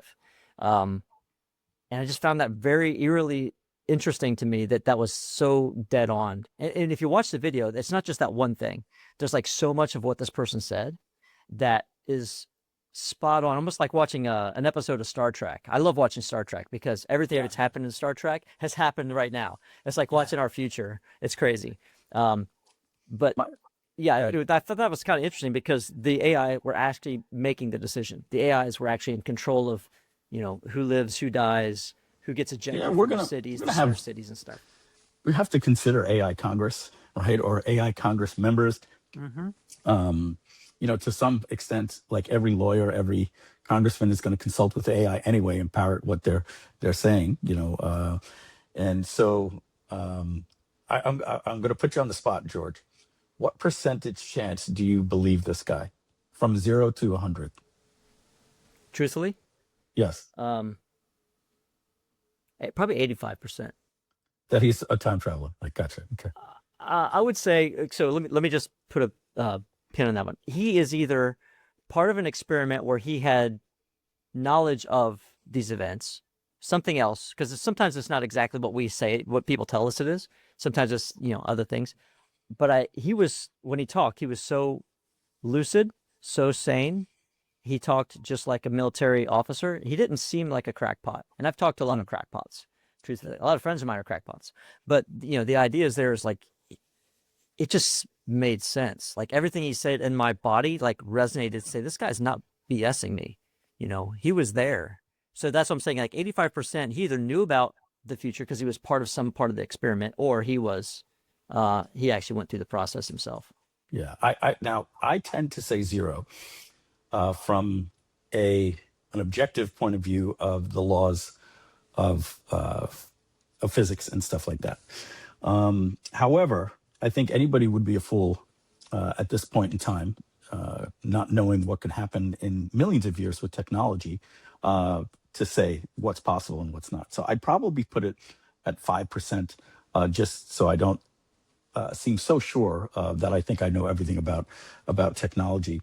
Do I put it more in the sense of and again, I don't want to insult anybody because more people I know, like my brother and my wife, everything like that, like a psychic, right? Like the really good psychic TV shows. And like sometimes I watch, like, how the hell did they know that? Like this person has something, like either that or they really know how to, man, I can't understand how they did that unless they had foreknowledge and all that type of stuff. But I don't believe in psychics. I look at them as charlatans. And I don't believe this guy is a charlatan at all. But with everything that I just prefaced, here's the thing. On the opposite end, if you were to tell me, Mike, do you believe that aliens have visited us? Like, oh, without a doubt. Like, I'm like, they're here. We've captured spacecraft. We have spacecraft. All the stuff about Area 51 and the lake out there and the mountain and what's hidden and like all of that stuff. And in fact, this is me with the tinfoil hat, right? Making fun of the people talking about Charlie Kirk, right? So like everybody's got this spectrum. Like, why are we getting so much disclosure? Why are they starting to release so many files? Why did we just have a movie called Disclosure Day? Like, why wouldn't we go out to the guy in Hollywood and say, hey, we want you to make a movie about disclosure? This is tinfoil hat stuff, right? Like, we got to start getting the public ready, because either they told us that they're going to announce themselves, or we need to announce it, or whatever the case is. And some of our technology that we have with our Blackbird bombers, the stealth bombers and stuff like that. Where did we get this tech and all this different type of stuff? I'm happy to put my tinfoil hat on for all of that stuff, indeed. But yeah, I believe that that the stuff that we're seeing in the skies are aliens. I believe we're capturing it on phones. I think they got technology that we couldn't imagine. And then I watch, and by the way, Neil deGrasse Tyson finally is coming around to this, only because the government is saying it. So now I have to rethink it. But like, it would bother me the same way I said I have to go to 5%, because how ignorant can I be to think that time travel is impossible when you got a billion years in the future to figure it out, and then all you got to do is come back here. It would bother me when Neil deGrasse Tyson would say, well, if anybody knows the laws of physics, do you understand how far away the nearest star is? The fastest thing that we've ever created goes 7 miles a second. And at 7 miles a second, the nearest star would take us 50,000 years. And that's just the nearest star. And there's 250 billion stars in our galaxy. And traveling at the speed of light, it would take 250 million years to travel just across our galaxy. And our galaxy is just one. And it's like, okay, I get it. So what you're saying is we haven't figured out how to travel faster than the speed of light. But if there's another civilization that's got a billion years ahead of us in technology, they figured it out. So, I don't want to argue those things with you, because they're here. And once they're here and we can prove they're here, then you figure out how they got here. So I say that, to say that, like, people might think, oh, Mike, you're absolutely crazy if everything can be explained and everything. I am so sure that we've been visited by different alien. And you want to know my reason for why I think they know where we are? Yeah. Here's what I think. I think if you look at the size of 250 million stars in our galaxy, and the fact that there's 200 billion to 300 billion galaxies only in our observable universe, and we know that it goes farther, but if we just take the observable universe, what that means is that there are more stars and more Earth-like planets than there are grains of sand. Every single place of Earth, if you take every beach from Rio de Janeiro up the coastline, the Caribbean, you empty the oceans, you take every grain of sand in the ocean. This is ridiculously big, the amount of grains of sand that this would be. It doesn't even come close to the amount of Earth-like planets and suns that there are in the galaxy. And so if you were to say that they would find us, they would never, ever, ever find us. It would be impossible. There's too many for intelligent life to find us. That's like me saying, hey, there's a grain of sand somewhere in the Pacific Ocean. Go find it, and it'll be worth $1 trillion. There's not a single person that would go look for it, right? Because it's just impossible to find. So how did they find us? Well, it's very interesting. If you map these dates together, you're going to find that they all happen within like 3 weeks of each other. Number one, or 3 months from each other. Number one, Roswell happened just months after, guess what? Hiroshima. So we sent a flare gun into the universe. There's not a lot of things that's going to scare another civilization, right? But they can tell the difference between the sun's energy and a nuclear weapon. Let's say we can measure gravitational waves from black holes that collide with each other and create gravitational waves. So maybe they had a way to measure this thing instantly. And so they're just at their, social hour talking about, hey, Mr. Alien, what did you do? And all of a sudden, whoa, nuclear weapon. What does that mean? Planet destroyer, right? Super technology. They come out here, they see we're traveling to the moon. We're a threat. Not now, but in 50 years, right? And so I think that we send a flare up. Again, look up Hiroshima and then look up Roswell. The dates are very, very close. And you know what else happened right after Roswell? Within 3 weeks from Roswell, the Air Force split from the military, and we formed an Air Force. And then right after that, we formed the CIA, like all within like weeks of each other. An intelligence agency, and all these different things happened all at the same time. So I think that we sent the flare up to the world, to the universe, the people that could detect these types of gravitational waves, so to speak. And we said, hey, this grain of sand here in the middle of the Pacific, it's glowing. And they said, okay, well, anything that can develop nuclear weapon, we have to go check it out because we're a planet, and we can travel to other planets, and we could blow up other planets, but we don't because I believe I don't believe that you can become intelligent enough to travel to another planet unless you build foundational knowledge of a civilization. And in order to do that, you have to be an altruistic species. You can't be an evil species. You need collaborative knowledge to build up that knowledge. So I don't believe that they're evil.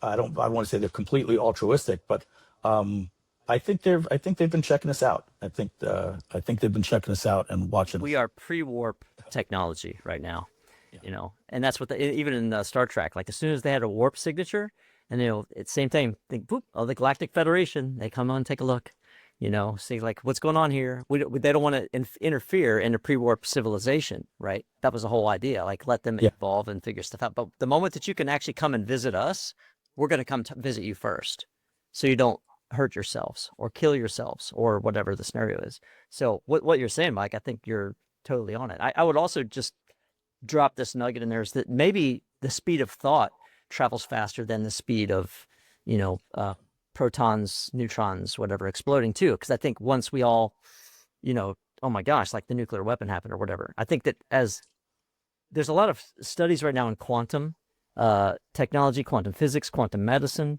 and there's things that can't be explained. Particles can exist in two different places simultaneously, and particles actually have, what's the word for it? Intelligence.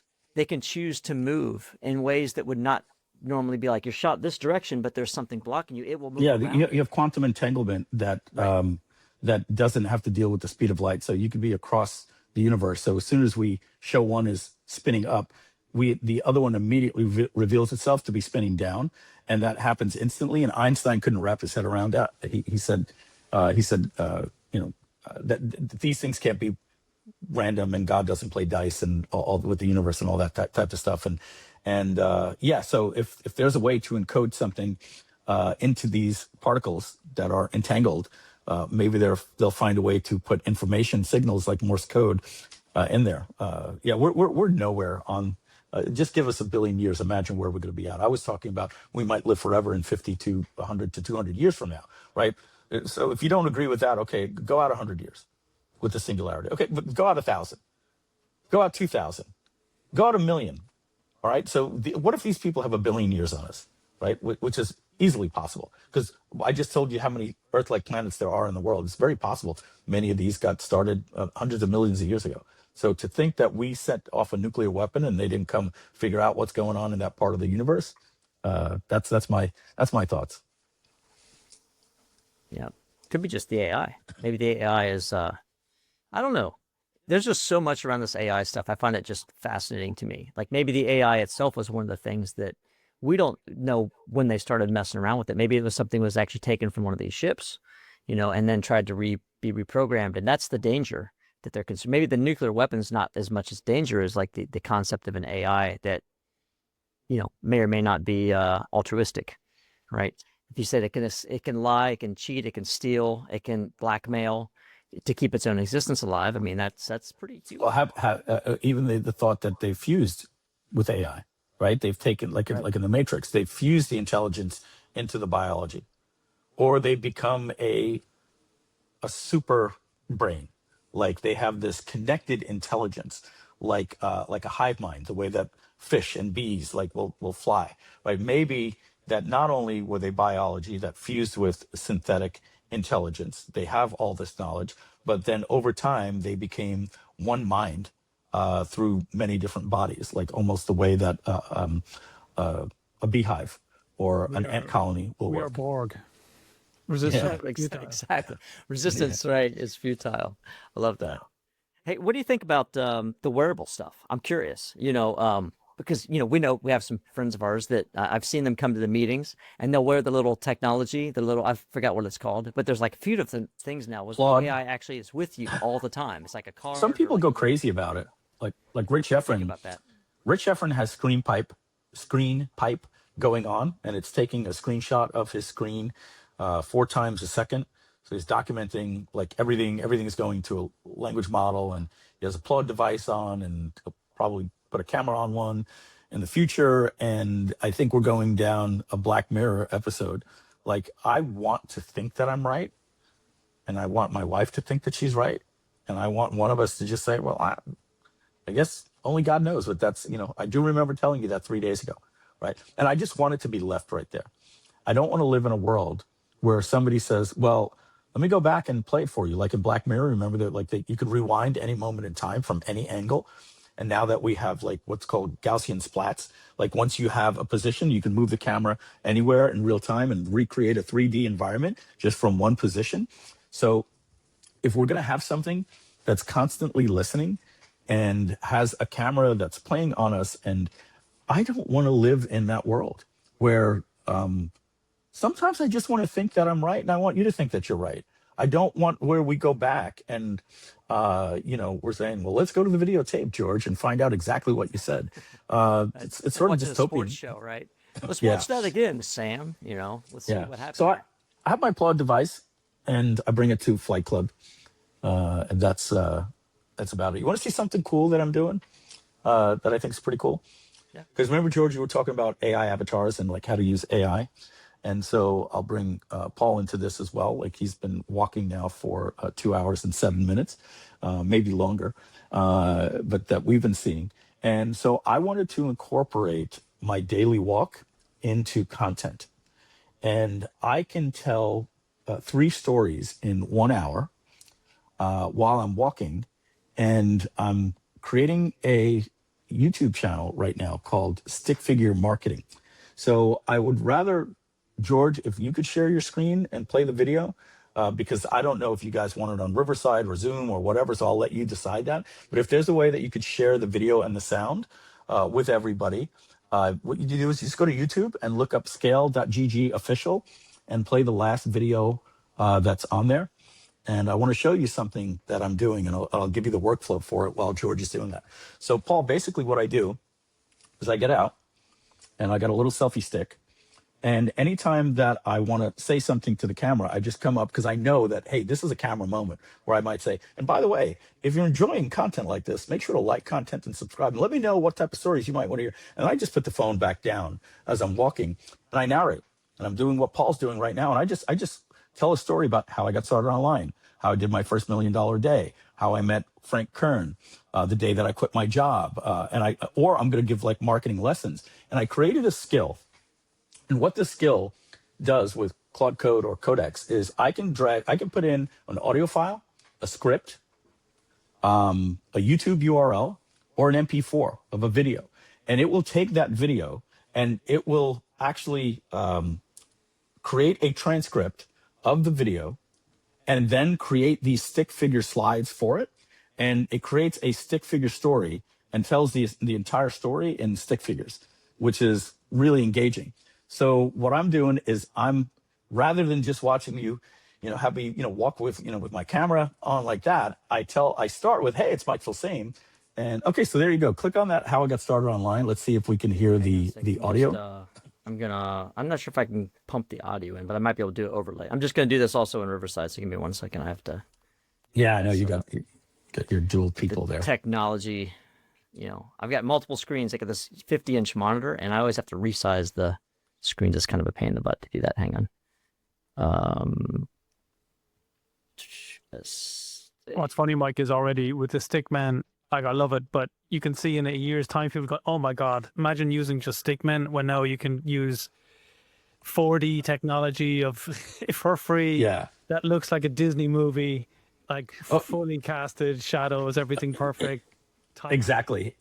Yeah, like the animation wouldn't just be a stick figure; it'll actually happen in real time, and I'm sure that's just a few months away. 100. Remember when the hand holding the pen was a big thing?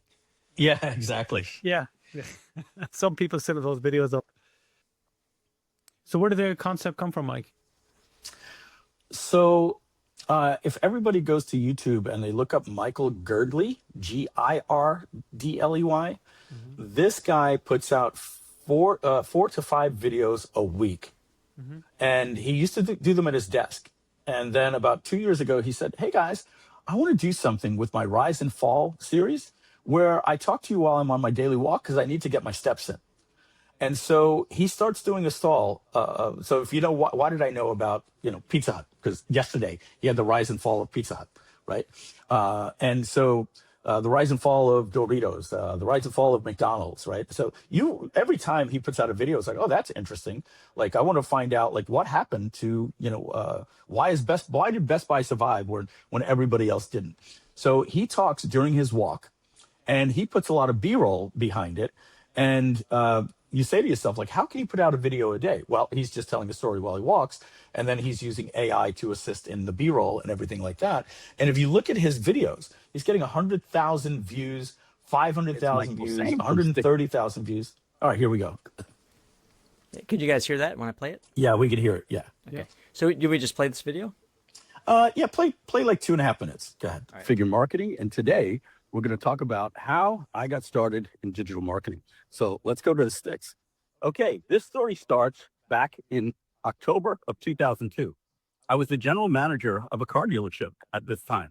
In fact, I was the general manager of the second largest Hyundai dealership in the country. Before that, I was the general sales manager of the largest privately held Toyota dealership in the nation. And you see, this is about 9 months after 9/11. The economy was really shaken up. There was a lot of Wall Street guys that were applying for jobs. And at this time, our auto group was going from 6 car dealerships to 21 car dealerships over a 2-year span. And we needed salespeople. You see, what would happen is when we would take over a dealership, there would normally be about 5 guys there. And we would take it from 80 cars a month to 200 to 300 cars a month, literally in 30 days. So we needed salespeople. The other problem was when we would take over a dealership, you had a lot of what we would call old timers that had their own ways of doing things. And they didn't want to let anybody talk to their customers. And we had a rule. Everybody talks to a manager before they walk out. So quickly we had people saying, hey, I've been here for 17 years. I don't need you to show me how to sell cars. And we would be like, well, you only sold 5 last month and Bob sold 21. So maybe you want to take our advice. Sometimes they didn't like it and they would self-sort themselves out and they would just quit. In fact, we would lose half the staff usually after a takeover. And now add to that the high turnover of car dealerships anyway, and we needed people. Now multiply that over 20 dealerships that each need 3 to 5 people. We would need about 100 new car salespeople every single month. Oh yeah, almost forgot. This video is sponsored by us. We're going to talk to you about clickcampaigns.ai in just a minute, but let's get back to the story. So this auto group needed to do something about it. So they made me the regional sales trainer, and I was pretty good at it. In fact, they still talk about it today, over 20 years later, that nobody trained salespeople the way that I did. I had a lot of fun with it. In fact, at this time, it was October of 2002, and I wanted to use the internet, which was a novel idea back then, to figure out ways where I could find different ways to handle objections and different ways to close. So apparently I put my name and email address in a website one day, and I ended up getting a follow-up email that said, the secrets to online profits. And when I clicked on it, it was a sales letter from the legendary marketer, Frank Kern. That brings us to our sponsor. You can pause it there. Campaigns. And you could stop sharing your screen. So basically, this is a way that I just go out and I do a walk. And every now and then I bring the camera up when I want to say something like, hey, if you want to see more stories like that, then I just put it back down and I walk and I narrate the story. And then when I come home, I drag the audio into AI. It takes care of all the spaces, it clips it. If there's a double take where I say the same thing 3 times, it gets the clean take and it creates the video for me. It does the animations. It takes about 30 minutes. It bakes all this stuff in the background. And then I put it in and I just decide what are the parts where I want to get my face on camera that overrides that part of the stick figure. And I can tell 3 stories in a day and more content than I would need, right? Because if I'm going to do a walk 5 days, I don't need to put out 15 videos a week. So I'll probably cut it down to 2 stories a day. And I'll probably get 4 good walks in, and I'll be able to get 8 videos that I could drop 1 a day every single year. That's going to be a nice little 12-minute story. And here's the other thing that can be done with it. We could take the stuff from this podcast and break it up into different clips and say, okay, here's Mike talking about aliens. So imagine everything that we just said put into stick figures, right? So all of this content that we have out there, that if we were on a podcast or we were at an event or on stage, we could take any clip of that and then just drag that 8 minutes in and turn it into a little stick figure story.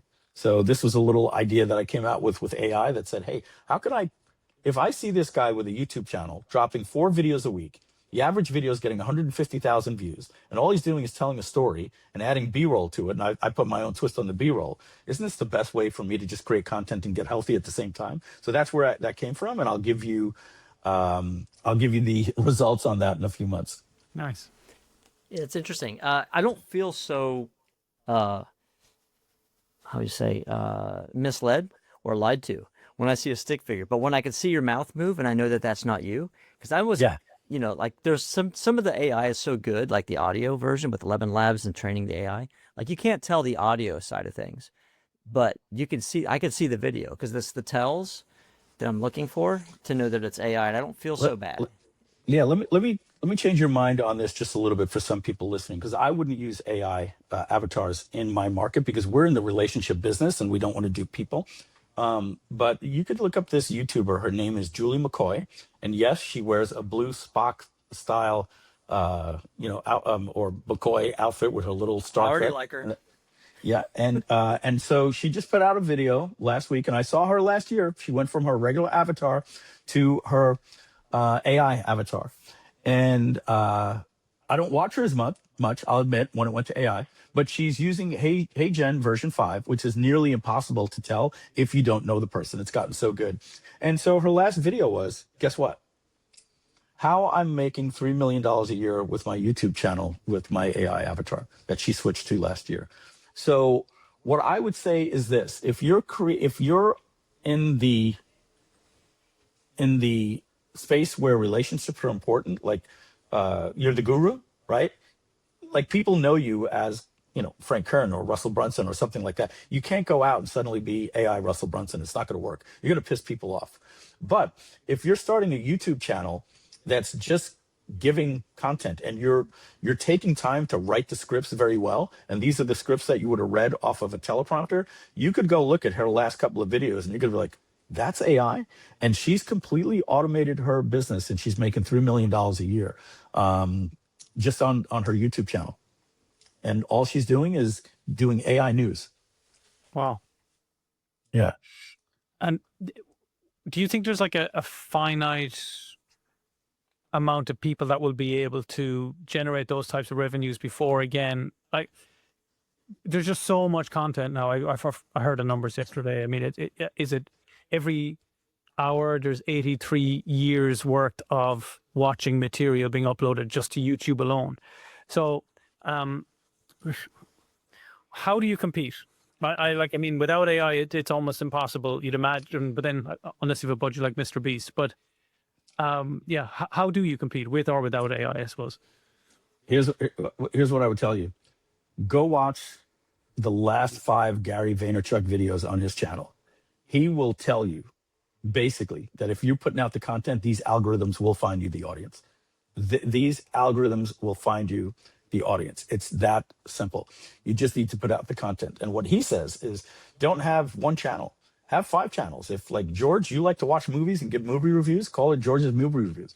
Gary Vaynerchuk is like, look, I'm known for all of these different things, but I have my Cooking with My Family channel. It's a separate channel, and so he has like 17 different channels that are niche specific. But anyway, watch Gary Vaynerchuk tell you that you don't really have to worry too much about the competition, because all the eyeballs are on TikTok, YouTube, Facebook, and Instagram. They're there.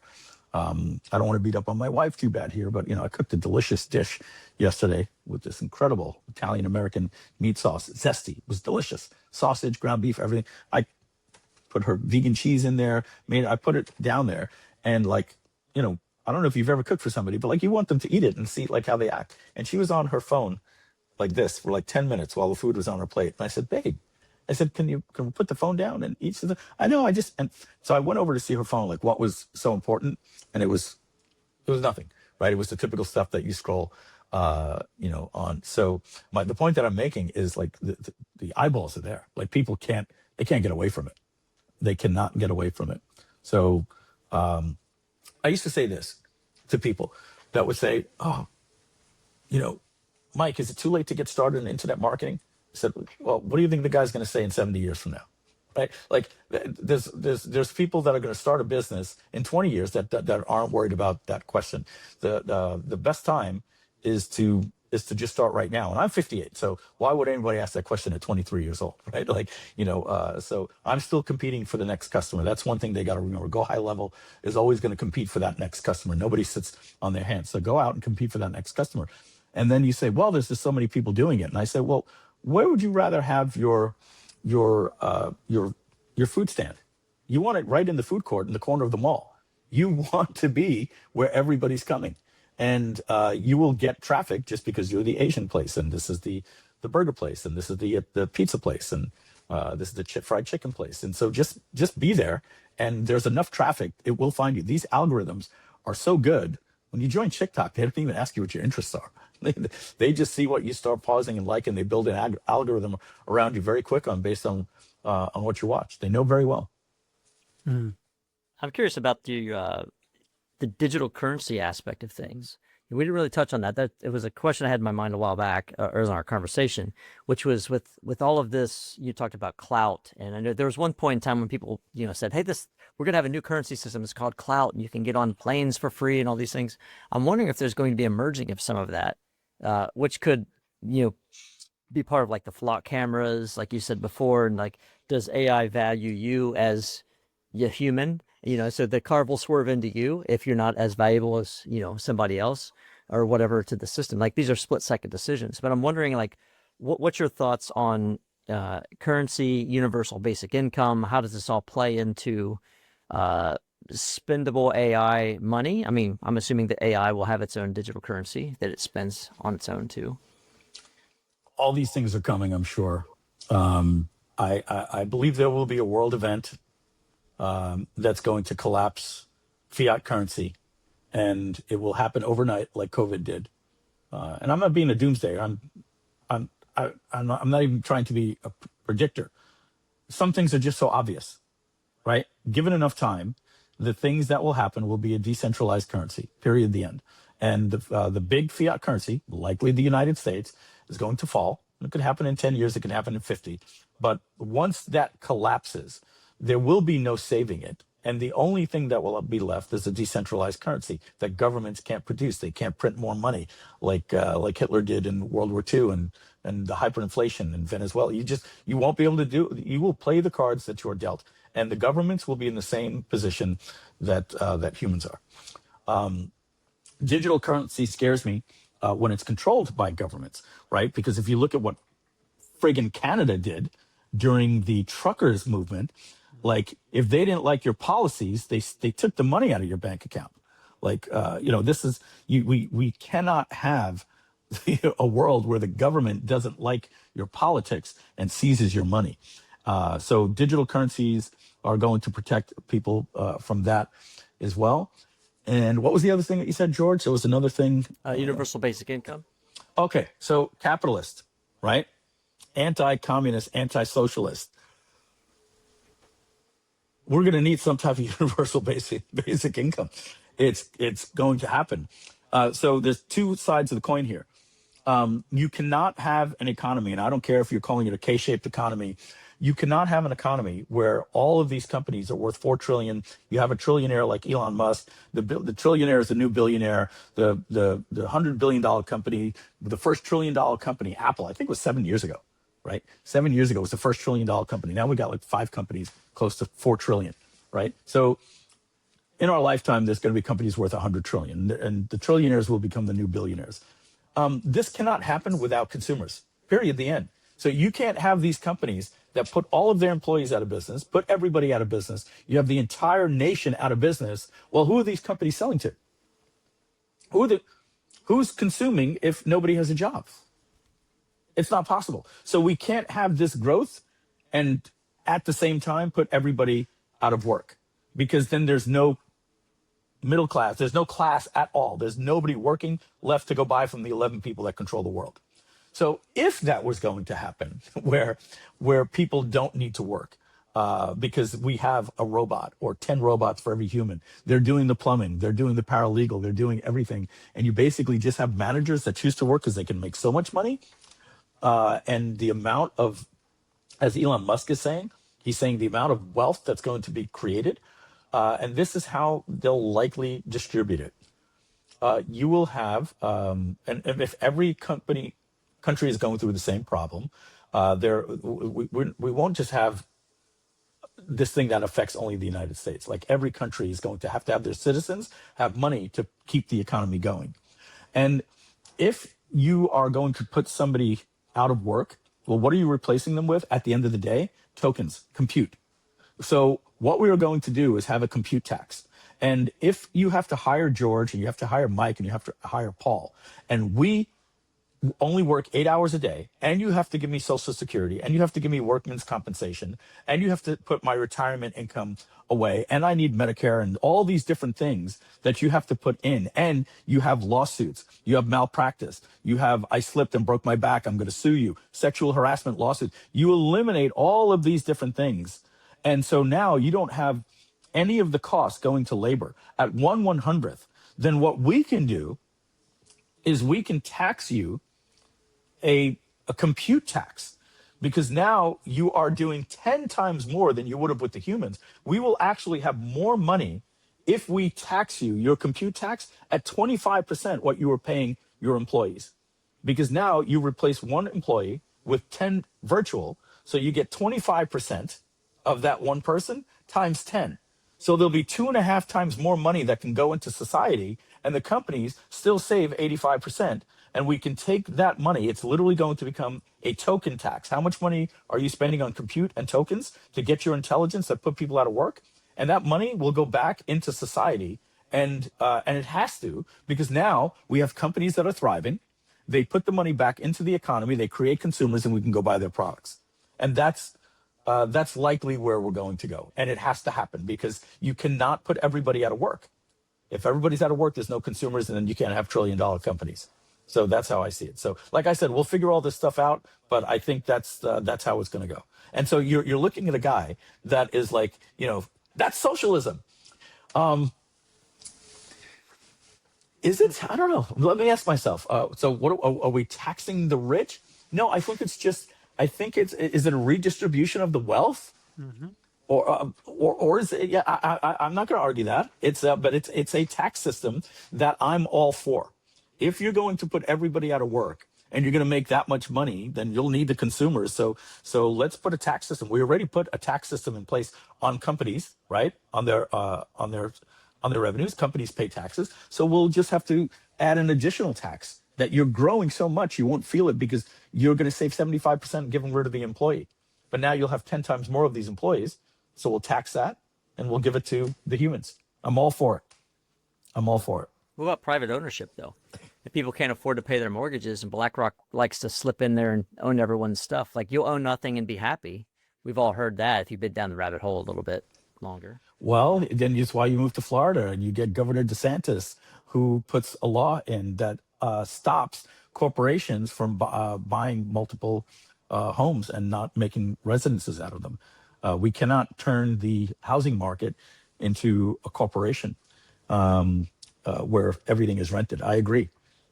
And the free market will make that work. We elect the leaders and get out of the terrible states that I used to live in and move to the free states. People have choices. Nice.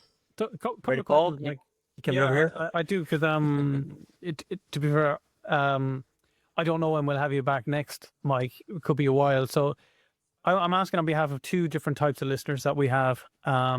Complete beginners who've been, they've come across me because obviously they have some level of interest in making money on the internet. And then we have our more experienced entrepreneurs who are maybe freaking out a little bit with everything they've been mentored on and taught, and becoming an expert and competing in that space, are so nervous about what AI is going to do for them. So two buckets of people. How do they best utilize AI from your perspective right now, practically speaking? How does a complete beginner start making money online using AI in the best possible way? And how does the more experienced entrepreneur use AI in a much better way than how they're possibly currently using it now? Great question. Go back to Steve Jobs when he came back to Apple. And he was at the developer conference, and all of the developers were pissed at him. He's killing the Apple Newton. He's killing all of the, like, literally 30 different things that weren't making Apple any money. And all the developers loved him, and all these stupid things, if you were honestly to look back at them. And Steve Jobs said, you know, the problem with Apple is they looked at the technology and said, how can we create a product around it? And he says, and that's not what Apple is supposed to be about. What Apple is supposed to be about is asking the right question. And that's, what do people want to do? And how can we assist them doing that with technology, right? So I take that same metaphor with to look at what we're doing here. At the end of the day, we want to create a product that provides value. And if we were to put a little equal sign right here, on this side and this side are two different things. So you have the equation here, and that's value multiplied by the number of people. And here's the equal sign, and that equals your income.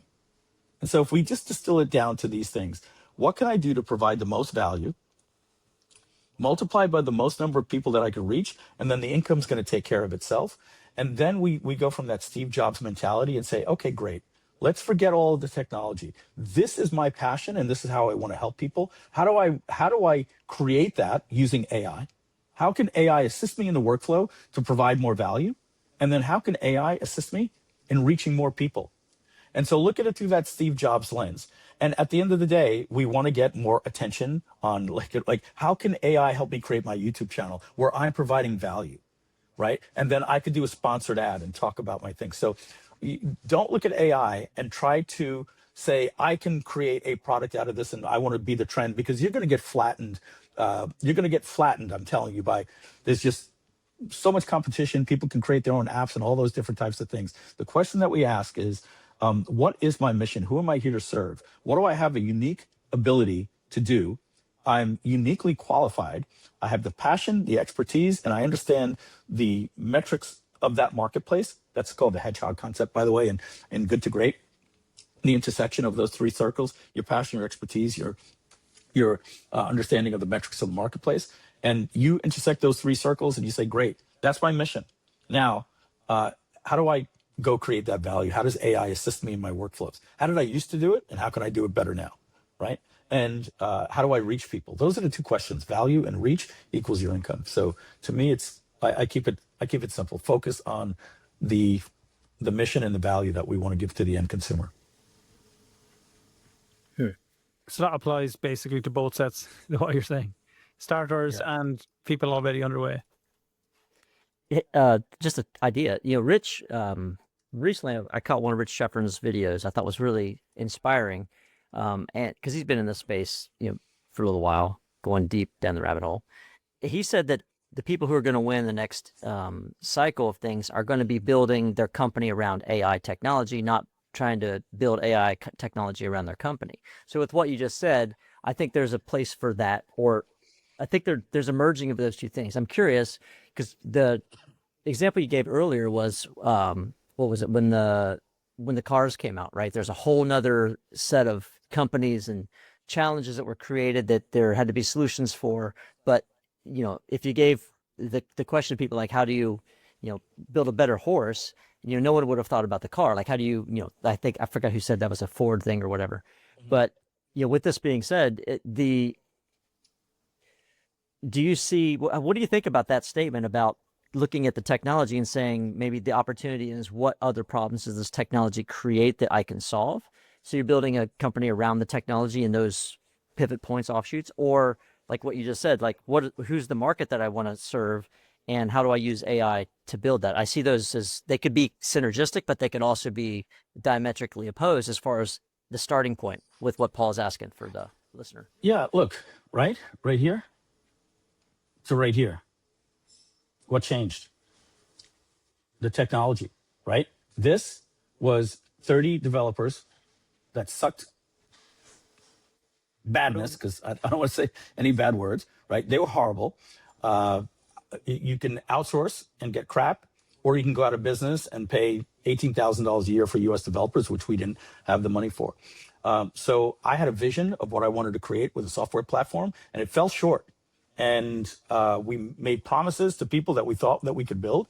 And at the end of the day, we didn't.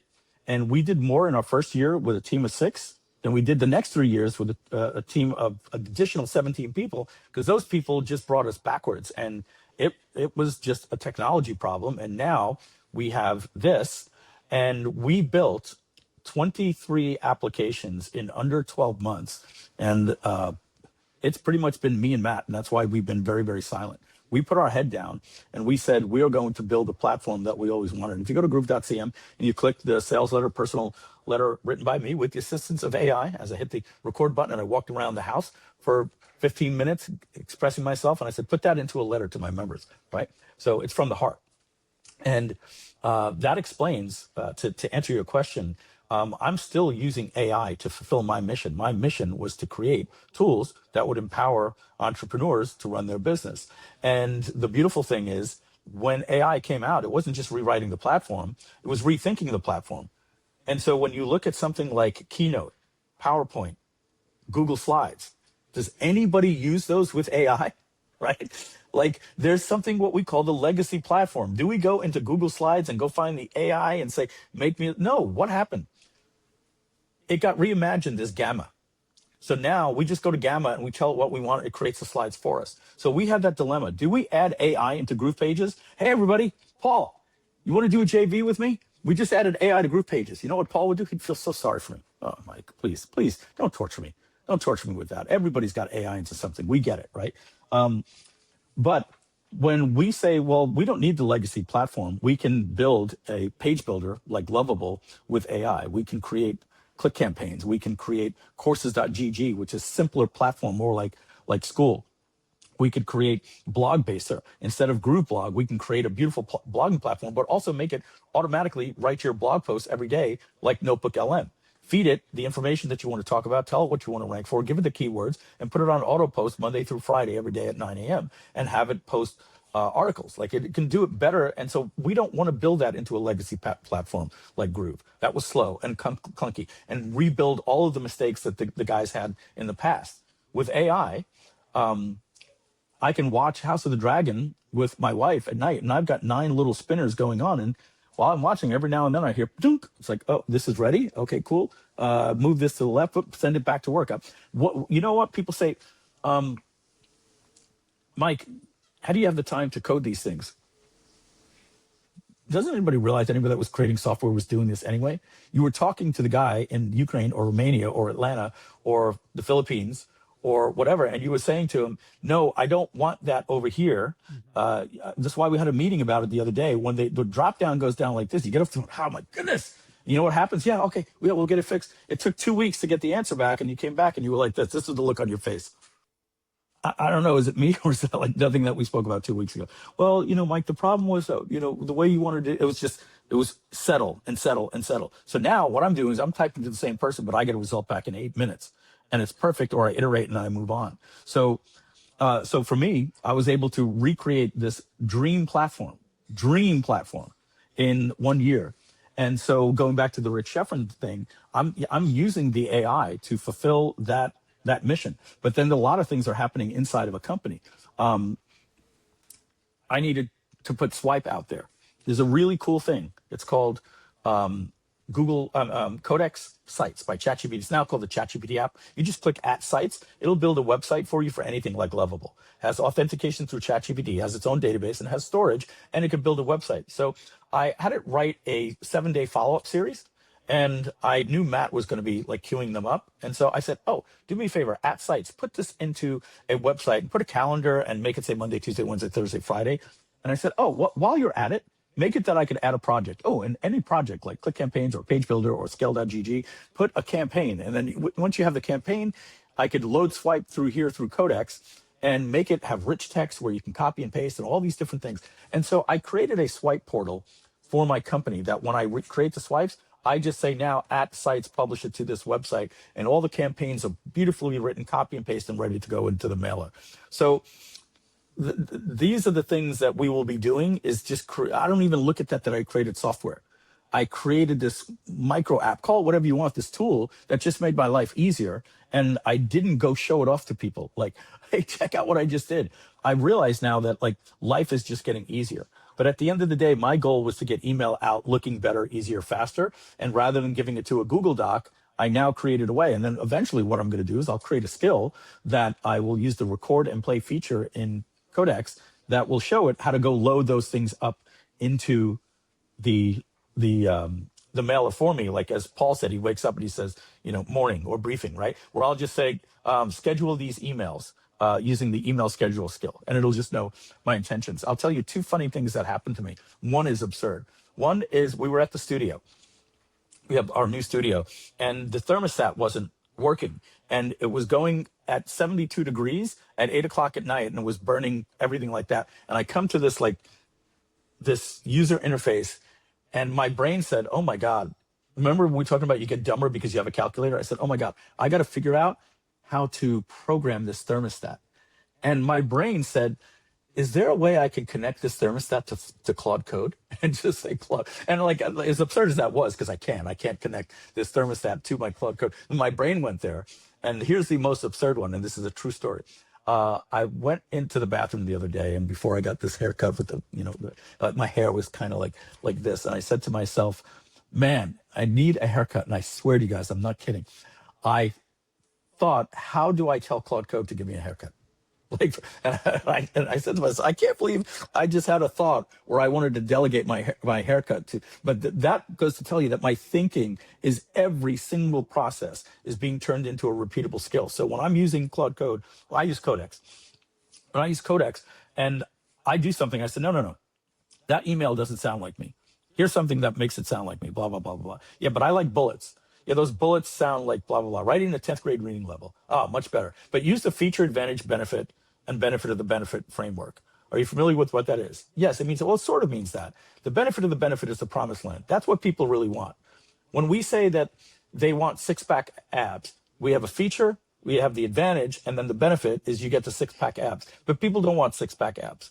They want to be able to finally take their shirt off again at the beach, right? That's the promised land. So I need you to write all these bullet points with feature, advantage, benefit, and the promised land. Oh, yeah, that's perfect. Okay. Now you missed the PS. The PS should have an urgency. Great. These emails look great. You know what I do right from there? I say, okay, take everything that we just did and put that into a skill called direct response email copywriting skill. And then the next time I bring it up, I'll say, use the direct email copywriting skill, and it'll do everything, but maybe it'd only give me 3 bullets. And I'll say, I want every time you give me an email, it has a minimum of 5 bullets. Adjust the skill. And now every time I go write, I don't have to. And so what are we doing? That's an employee that just started working for me. And I'm like, hey, George, I saw the email that you sent out for me. Look, I don't want my customers not knowing that I'm not writing the emails. Like, I'm dictating to you at your desk, George, send an email out about this, make sure to do this. But when you write it, it's not looking like me. And then he writes it, and the next day I said, George, this is how you need to do the bullet points. And then after like 2 or 3 weeks, George is writing emails that work like me. We have to treat these operations that we're doing. When we get something we like out of these tools, just say, make a skill out of it. I have over 480 skills in there. And we don't have to remember how to use these skills. Every time Claude Code and Codex load, they load with the subject line and a paragraph saying you have these skills. So it's the same way when you go to your kid's soccer game and some knucklehead like comes over and starts, you know, being a jerk, and he's drinking too much and something, all of a sudden he gets a little rowdy. And the next thing you know, you got that guy in a rear naked choke, you say, somebody call the police, right? That was just an instinct because you have this Brazilian jiu-jitsu skill, right? Like you don't walk around saying, I have all these skills. What do I do? They come to you when you need them. That's how these things work with your agents. When you go to write an email, you'll just see, it'll say using the front end design skill, using the email copywriting skill. And that's a good thing. That it's realizing that you've trained your employees and now you're training these agents, and they will, you should never have to explain anything twice to an agent. That's a very good point. Like that's actually ironically one of my resistances to training up the agents. Oh, I have to train them up purely because I distance myself from having to play that role within my companies. You know, somebody else would do the training. then when you actually start doing it, you realize how many flaws you even have in your own thought process. You know, when it asks its questions, you go, that's true. I never actually gave that clarity. No wonder I wasn't getting back what I thought was clear in my mind, because the outcome was never made clear. That's gold. Thanks, Mike. Yeah, and you don't want to tell it how to make a skill, right? We're not the experts anymore. What we want to do is we want to I created a skill that allows me to put in a YouTube channel, and it can transcribe the entire YouTube channel and put it into a folder for me. So if I want to build something for my, let's say, a sales team, right? Well, I'm going to go to Alex Hormozy. I'm going to say, hey, go to Alex Hormozy's channel. Here's his channel.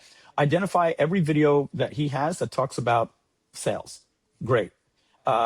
There are 73 videos out of his 700 videos. Okay, transcribe all of those and put that into a document. And then I might find 2 or 3 people, and I'll say, okay, out of this, what would make a good skill? So every time I go to make a skill, I don't say I want it to do this. I'll usually start with, hey, I'm thinking of creating a skill that does this. What's the best way to approach it? Great, go research that. And I tell it, build context, build context, build context. Okay, now create the skill. I test it, and then I don't like it. It's called the iteration process, right? We're orchestrators. We tell it what to do. We look at the outcome. If it's good, it moves on. If not, we start the process over. We iterate until it's done, and then it's perfect. So for me, I have a skill that's literally called my YouTube optimization skill. So what it does, I create a Chrome extension with it.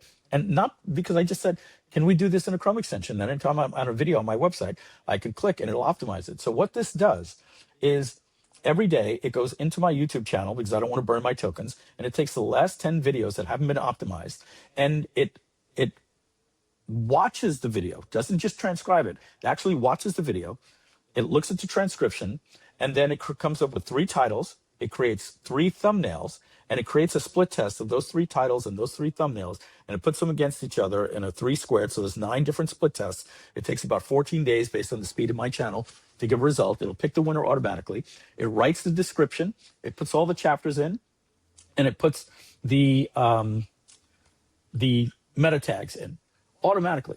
So this is something I would teach somebody to do. So if you were to look, George, you don't have to, but I'm saying if you go to scale.gg, you're going to see like the last 10 videos all have these. And I even said, like, because some of the images don't look like me. And I said, how did you even get the image of me? And it said, I took a screenshot of one of the thumbnails. And then when I went in the thumbnail in the Zoom, I was like, yeah, well, that actually does look like the thumbnail. It didn't quite look like me, but I can see why it did that. So it actually watches the video to create the thumbnail. So it's optimizing my entire YouTube channel. We have to start thinking that if it's too hard for us to think of this, that's a shame, right? Let's put a little bit of effort into saying, what would it take me to spend 15 minutes to do something that would be impossible with a team of 30, and then just create a skill. And this thing will go into my YouTube channel using the ChatGPT browser, which is the in-app browser, and it takes over the mouse and keyboard, not mine. And it's actually in there. And then the other thing that this thing is doing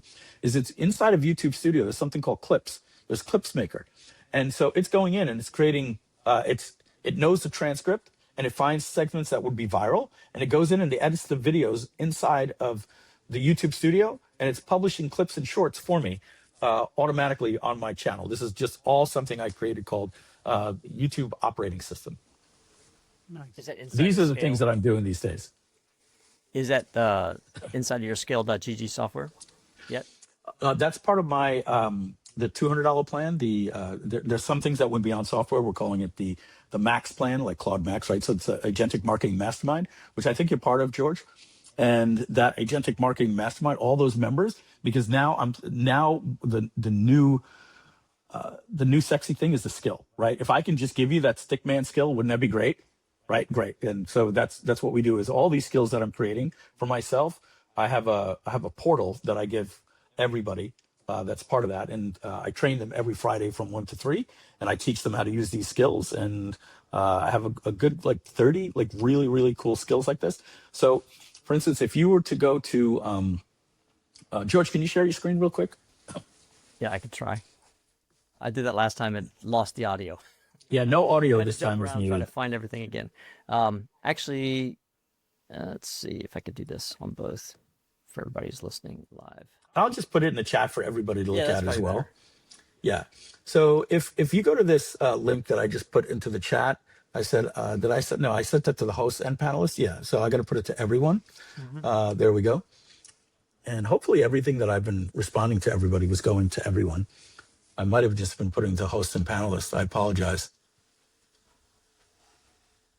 Yeah. Sorry, guys. I was giving some responses to people, didn't realize I had it. Yeah. So yeah, there you are, George. Play that. I'll put that on. that. Paul. Just press play. Okay, one second. Yeah, yeah. So there's no play there, so there's no audio. So what I want you to look at, scroll down the page, and you're going to see. Share it on Riverside. 1 second, just as well. Sure. Okay, got it. Okay. Okay, just involved. I just had to send the text. Sorry. All right, scroll down a little bit more until you go to underneath that thumbnail. Yeah, you see those five tiles? You can click on any one of those tiles, and you will see that I have a skill called AEO and SEO and mobile optimization. And so what this skill does, you simply point it to your website and it goes to work, and it will rank your site for Google page speed and AEO and SEO and get you near 100 on everything. And if you go up and you click, all right, well, Mike, we'll click on the mobile, the mobile one, because you're only showing desktop. Scroll up a little bit. There's a tab right there that says mobile, and you'll see, go to the bottom one. The Groove one didn't come out as good. Click on the Click Campaigns one. Scroll back up. Yep, scroll back down. You see all the little thumbnail tiles? Keep going down, keep going down, keep going down, down, down, down. Yeah, right there. What? Right there. Yeah, click on that one. So you can see mobile desktop as well. And on the right, you're seeing it says agentic browsing, 3 out of 3, which basically means you are now AEO, answer engine optimized, to show up in ChatGPT when looking, and you'll get the citations, right? And I'm not kidding. I don't know if there's anybody that I have ever met in my life that when you click on mobile, you get a 100. Ever. I've never met anybody that does that. And on desktop, you're getting the same thing, nearly 100s across the board. And so this is a skill that I just put on our website. And then these are the things that I share with people. It's called it's a triple skill set. It's called AEO, SEO, and mobile optimization. So it not only makes the pages look good on mobile, but it also optimizes the page load for you. And so this was a webinar hook that I did to get on, and I would give them that skill. But yeah, It's very cool. Nice. While Paul's putting things back, a real quick question that's related. I know we're going to have to wrap this up here in a few minutes, but for people who are looking to make a pivot, or you said that they're a little bit concerned, you made a pivot. You made a pivot every so often, like we all do in business, right? But you just recently made a really big pivot. And I think a lot of businesses who are scared, they're stuck. They're like, should I make the pivot? What should I do? They want to do AI. They think they should do it, but they don't know what the outcome is going to be. They're turning a corner that they don't know what's around the other side. It could be a lion. It could be monkeys. Who knows? Or nothing, right? So the question would be, there's people who are facing the pivot question and they're in scary territory. Any advice, any thoughts about how they should approach that from an analytical point of view, and or help make those decisions, whether they should do it, what should be the first steps that they need to do? How do they ascertain whether they're making the right pivot or not? I'm curious. Yeah, I just go back to that Steve Jobs, metaphor. Like, just keep focusing on who you want to serve, who's your market, how do you want to serve them, what's the value that you want to provide, and how can you reach as many of those people? Define that first. Once you do that, then the AI is just going to be the path to make those workflows easier. It'll help you optimize your channel better. It'll help you rank better with the AEO skill. It'll make your email copywriting better. It'll make your websites look better because these agents can do all of these different things for you. Don't look at the website and say, oh, I need to learn how to go do a website that ranks. What purpose are you serving? Right. And here's the other thing that you gotta understand. We've got AI. How come everybody is using AI and nobody's making more money? Right? Well, we'll ask that question, right? Like, if we're 10 times more productive, how come we're not making 10 times more money? Well, it's a tale as old as time. When the typewriter went to a computer and the computer went to a flat screen and we went from floppy drive to the cloud, everybody got access to the same technology. So we're just rising tides. right? We're all better at competing for the same customer. That's all. So, if anything, get in the game and start learning AI, because you won't need the team, you won't need the employees anymore. So the most important skill that you could learn is how to use AI to best do what? Find your target customer, serve them with the value that you want to provide, whether it's being a life coach or teaching them how to play guitar or whatever the case is. You are simply using AI to accelerate the workflow and maybe have less people on your team paying less money, right? I can't even tell you like how small our team is. If you go to our support, right? If you were to go to our website and click support, the first thing you go to is something that says report a bug, suggest a feature, critical. And when you click on that, it goes to the feedback portal. And the feedback portal takes all of your information and it tells you that you've reported a bug. You know what happens from there? It spins off an agent in the background that goes and fixes it, creates a pull request. And at this point, I'm not even doing the pull request. I'm just having it fix the bug and merge it right to all it has to do is verify that the bug is real. If not, it leaves it from me. So we have our agents just fixing bugs in real time that are being reported. Now, if you want to get help, well, what we've done is we've taken our entire help desk and we had AI write all of our user guides and everything like that. We put that into a chatbot, and then we put all of our different brands into a super chatbot, and it answers that for them. And at the bottom of that, it says, put a support ticket in. When they go to the help desk will check to see if we've ever answered a question like that and answer it at the help desk. And at the last case scenario, it makes it to a human. So we've got 2 people in support. We used to have 19. We have 1 developer on the team. We used to have 17 plus 9. We used to have 36 developers. It's me, Matt, and Alan. And that's it. And there's less and less that Alan needs to do these days because I've built the software and we have the AI agents that are automatically fixing the bugs. All the software is done, not much left for me to do. Marketing team. I have an expression at Click Campaigns that says, Click Campaigns, what used to cost me 70 days with 7 people at $70,000, I can now do in 17 minutes for 70 cents. And so you say, okay, well, forget the 17 minutes and 70 cents. That's my agent spinning up in a virtual Slack environment. Prove to me that you spent $70,000 and it took 70 days. Well, what is 70 days, right? It's 2 months, 2.5 months, right? And show me how that cost you $70,000. Well, I had a marketing team of 7 people, right? There was Donna, there was Simone, there was Lucius on graphics. That's 3 people right there. And then you had your copywriter, your your illustrator, and your social media team. So just give me 7 people. Will everybody trust that I had 7 people in my marketing department, right? Will everybody think that I probably paid them about $5,000 a month, some more, some less? Okay, so average salary is $5,000. 7 people in 1 month is $35,000 that went out the door. And do that over 2 months, and that's $70,000. And how did that campaign get done? Hey, everybody, let's get on a Zoom call. All right, here's what I want to happen. We're going to do this. And so let me get on a whiteboard. We're going to need like a launch page. We've all done this before, right? And then like after they register, we'll need like an upsell page. But the webinar page and blah, blah, blah, you're doing all this. And Carl, we're going to need to write like swipe for me. But I need swipe for the affiliates and everything like blah, blah, blah, blah, blah, blah, blah. And when is that date? That date is October 1st, right? That's 2.5 months away from now, right? And so the team gets ready, and guess what happens on September 20th?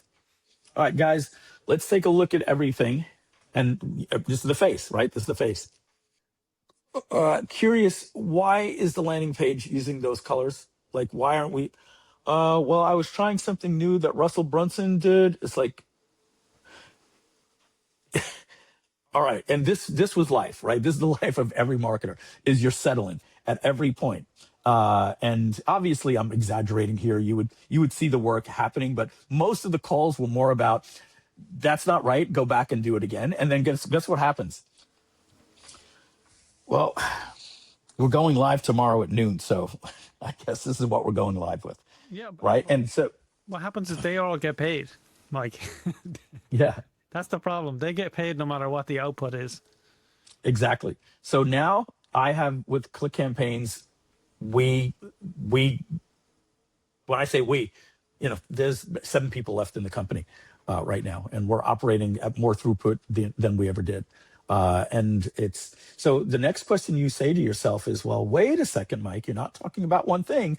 There's something called the HUBU, the acronym, the highest use and best use. Is that your highest use and best use to be doing all those things? Well, this is how you have to look at it. If I have to explain it to somebody, sometimes you've heard this expression, if it takes me longer to explain it to you, then I might as well do it myself. And nobody could argue that. If I have to explain it to you and it's going to take me 15 minutes to get on Zoom and I can do a prompt that takes me 3 minutes, well, I'd rather explain it to an agent than explain it to you. And that's how the workflow has become, where a 70-person company is now down to 7 people, and our pages look better, our brands look better, our software is better, our support is better. Everything has gotten better with AI, but the mission has been the same. So where do I win? I get better looking products that perform better, look better, convert better, better YouTube channel, better ways to create content with 1/10 of the staff. Good answer. Thank you so much, Mike. Where should people go to get started on their journey with you? What's the most convenient way?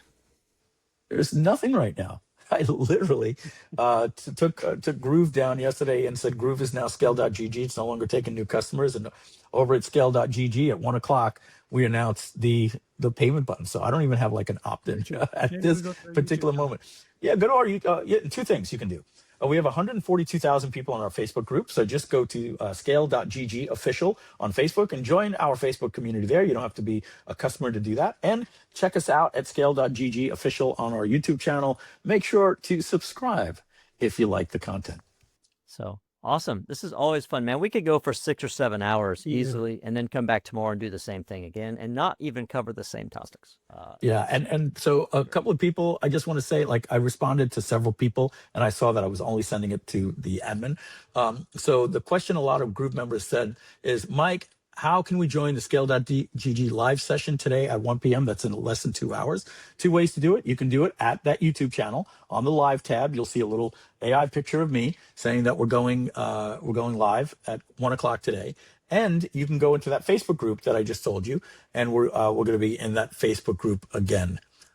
Well, thank you so much, Mike. It was a real honor having you on here. George and I are kicking off our Rethink podcasting training live right now, straight after this.